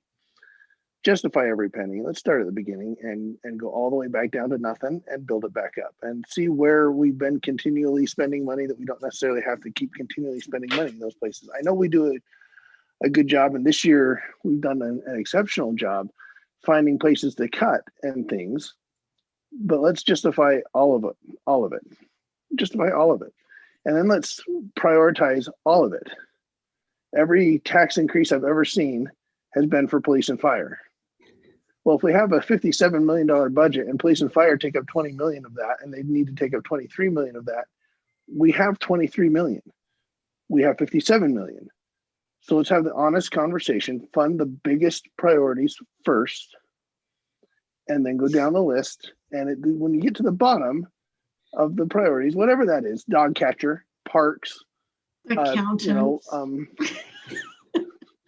whatever it No might be. dog You get down- catchers, dog lovers. Animal services department, whatever it is, you get down to the bottom of that, and then you can go to the residents and justify. If you can go and say, justify, hey, we need a 16% tax increase to pay for whatever that might be, software for the courts, or whatever. Pick your priority. It's the true cost of the tax increase. So you fund the most important things fully, completely first, and then you get down to the bottom and you talk about whether you need more money or not, or whether that you can do without certain things. So that's my 2 cents on budgeting that I've said for years and years and years, and I still can't get anybody to do it. But it's nice to dream. Well, what are you doing next Thanks. week? I mean, come on. Thanks, Zach. So I hope that makes sense and nobody takes that personally or feels like a low priority. But what I'm saying is, you got a big pool of money, find out where it needs to go, and then find out where we want it to go. And I see what Melissa's saying about arts and the arts building maybe being at the bottom of that list. And if we need to raise taxes to build an arts building, well, let's have that discussion. So anyway. Thank you. My couple of comments, and then I'll ask the mayor. I see his video popped on. First off, Came in from thank you, Nicole. Councilmember Worthen, for all the time and effort that you did for the surveys and to help get this ready. I'm going to take a slightly opposite take on the Art Center. We have the money. I think that we can be creative in getting some more money, and I think it's about dang time we build it. Particularly in this time where we're when we come out of this COVID, we're going to need some things that make the city feel better, and feel better about us. Things for residents to do. So I'd actually be okay starting it sooner than later if we can figure out a way to get some corporate sponsors, naming, twist the county's arm a little bit, get some ZAP money. I'd love to see that one built sooner than later. I don't want to use that money for some other project because we did that when we sold a building. And using one-time money for ongoing expenses is never a good idea. But that's my thought on the Art Center. My next thought is we have not paid attention to the RDAs at all. We have a couple of RDAs, and if I remember right, there's an RDA over by the Kmart that's got $3.5 million sitting in the RDA that we haven't done anything. Well, if there's $3.5 million in that RDA that we can do some sorts of capital improvement, road maintenance, any of those kind of things from that RDA money, then let's use that so that we can help the citizens of West Jordan with those aesthetics and those maintenance, that it's not going to come out of the general fund. And I think we have a couple others like that that have some money. So let's take a look at that. Because if we've got some money there coming in, I'd say let's see what we can do to use it to improve that area. Particularly when we're talking about the Kmart's coming in. It sounds like there may be some new people coming in, and let's improve that area. I mean, I can think of one road right now that runs, I think it's public road. I don't know what it is, but runs from 13th West into the Kmart parking lot. Hey, you know what? If we need to buy that to fix it, or the property that's right there to clean it up because all it gets is used car parking on it, let's do it. The last one that I would like to see is, and I don't know how to do this with the administration, so I'll just give you the thought, and then you can figure it out if it helps. And by the way, I agree with Zach. The number one priorities are public safety. We fund those. We don't raise taxes for public safety because we do have the money for that. So I agree with that philosophy. If we're going to raise taxes, it's got to be for stuff that it's not what's outside different than the core. But the one thing that I would like to see somehow in the budget is also, I don't know what you call it, the unfunded request, the wish list, those kind of things in a priority. Let me give you an example of one that came up with one of my discussions with I'm going to throw Ken Wallentine under the bus. So I'll throw Ken under the bus. When I was having some discussions with Ken, we were talking about, and this comes from my military background with the PTSD and all those other kinds of things that the military tries to take care of, and whether or not the police officers need the appropriate counseling for some of the stuff that they go through. And if I remember right, when I was talking to Ken, because of the tight budget, we cut out some counseling, mental health, whatever you want to call it, for some of our first responders. And the amount of money we're talking about is $50K. Well, in my mind, that $50K to go to employee retention is just as important or more important than the $60K for step ladder or $60K for career ladder, or honestly for police, I think it's just as important as the merit increase or anything else, because that keeps the retention of our officers. And, the firefighters may need the same kind of thing. And so what I don't want to do is lose sight of some of those kind of things that, when Stephen Covey says you sharpen your saw, the quadrant 2 stuff, whatever you believe in, there may be some of those that we get more benefit out of it than it's going to cost us. And it may be something, as the council looks at that and says, you know what, that's a $50K expense or $100K expense that we're willing to figure out, maybe even as a trade-off or something else. And so I would like to see that list, whatever, so that we also know that there are some priorities that maybe we couldn't fund, and maybe it becomes a priority that we do fund it. Does that make sense? And so those are just a couple of thoughts. And with that, Mayor Corbin, I'm going to let you guys, let me go to Corbin first. Do you have anything? And then we'll go to the mayor and see if he has anything.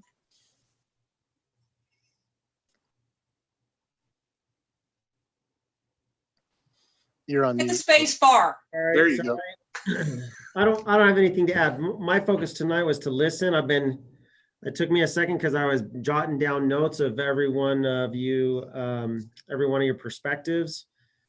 Thank you. Thank you for taking the time tonight to share with us your priorities, to go through this exercise and of taking some votes and making some difficult decisions. It really helps the mayor, myself, Denise, the budget committee, kind of know what direction we're going to aim the budget toward. I want to acknowledge Scott Langford and Derek Maxfield, Milena are also on that budget committee and done a great job and put in a lot of extra time above and beyond their normal job duties to be part of the budget process. They've stayed on all night listening, as well as Chris Pangra and Robert Allred. They've been very diligent about paying attention as well. So thank you to them. Council members, thanks for your time. Calvin, I'd encourage you to talk with the fire chief about the mental health program. I know the mental health program the police chief wanted to do and we didn't fund. I do think that's a high priority. The fire chief has a good example of a way figured out how to do that same kind of effort within our existing EAP contract. Anyways, thank you for taking the time. I don't want to say anything else. Mayor Burton. Thank you. I came just a couple of minutes late. Do you guys mind starting over? What, 3 hours? Hey, the SS. You can watch the video. Hey, Mayor, the SS Minnow got lost in the same time that we did this meeting, and they were never found again. So, Right? The weather started getting rough. A 3-hour tour. The tiny ship was lost. And I still have that in my head. Okay, Gilligan. I went over to the Christmas tour around the park, the Santa stories thing. I was just going to be there to start and come back, and I went out there before it even started, and there was a long line out there. We passed all the expectations. We were thinking maybe, 300-400 cars driving through there. Our estimate estimation is between 4,000 to 5,000 cars. might be that tonight. We had traffic backed up on. So we created a public safety issue. We did. I went out there and started directing traffic with the officer. And we routed people around through the parking lot, the library, and a few other things, and serpentined around. And we made it work and we pulled it off. So here's my hand warmers. I wasn't planning on that, wasn't dressed for it, but I sure had a good time. Thanks for letting me serve. And do Well, that. you missed the party because we had a good time here. I'm sure you did. Thank you for recording it. I do look forward to listening to the recording and getting the notes from Corbin. But I think it's really cool that you guys got together this early on and did all this to give us some guidance and direction. So that the budget we bring to you is what you're looking for. And that's going to help a lot. So really, I really appreciate it. Other cities, some of them I talked to, they don't even talk to the council first. They just do all of it and hand it to them and let the council massage it and rework it from there. I think this is better than making two budgets. So thank you. Thanks, Mayor. And you know what? We did have one slight glitch tonight from the city council. I know we lost something, but they got it fixed back. So good job to the IT staff. It looked like we had a reasonably successful dry run. And I think Alan learned more about the system than he ever wants to know. And lost a few pounds. And with that, I will entertain a motion to adjourn. Well, hold up. Let me, seeing it is my committee, I'm gonna take some ownership here. Let me wrap it up. It is the I do. committee of the whole. I want to thank the budget committee for taking the time for the extra meetings, and Alan and Denise for all your extra time and the research and pulling these slides together and doing the numbers. Nobody does any of this alone. Nobody can take credit for any single action done in this city. We have more support from each other. And I mean, you guys have known this. I've said this all along since I started. I am privileged to be part of this group of collaboration. So thank you all for coming tonight. Thank you all for participating and your feedback and putting this all together. And with that, I will give you a motion to end the meeting. Second. All those in favor? Aye. Good night, Kayleen. Thank you, everyone. Any opposed? I didn't think so. Bye. We stand adjourned, and we'll see you all on the 16th for the council meeting. Thank you, everyone.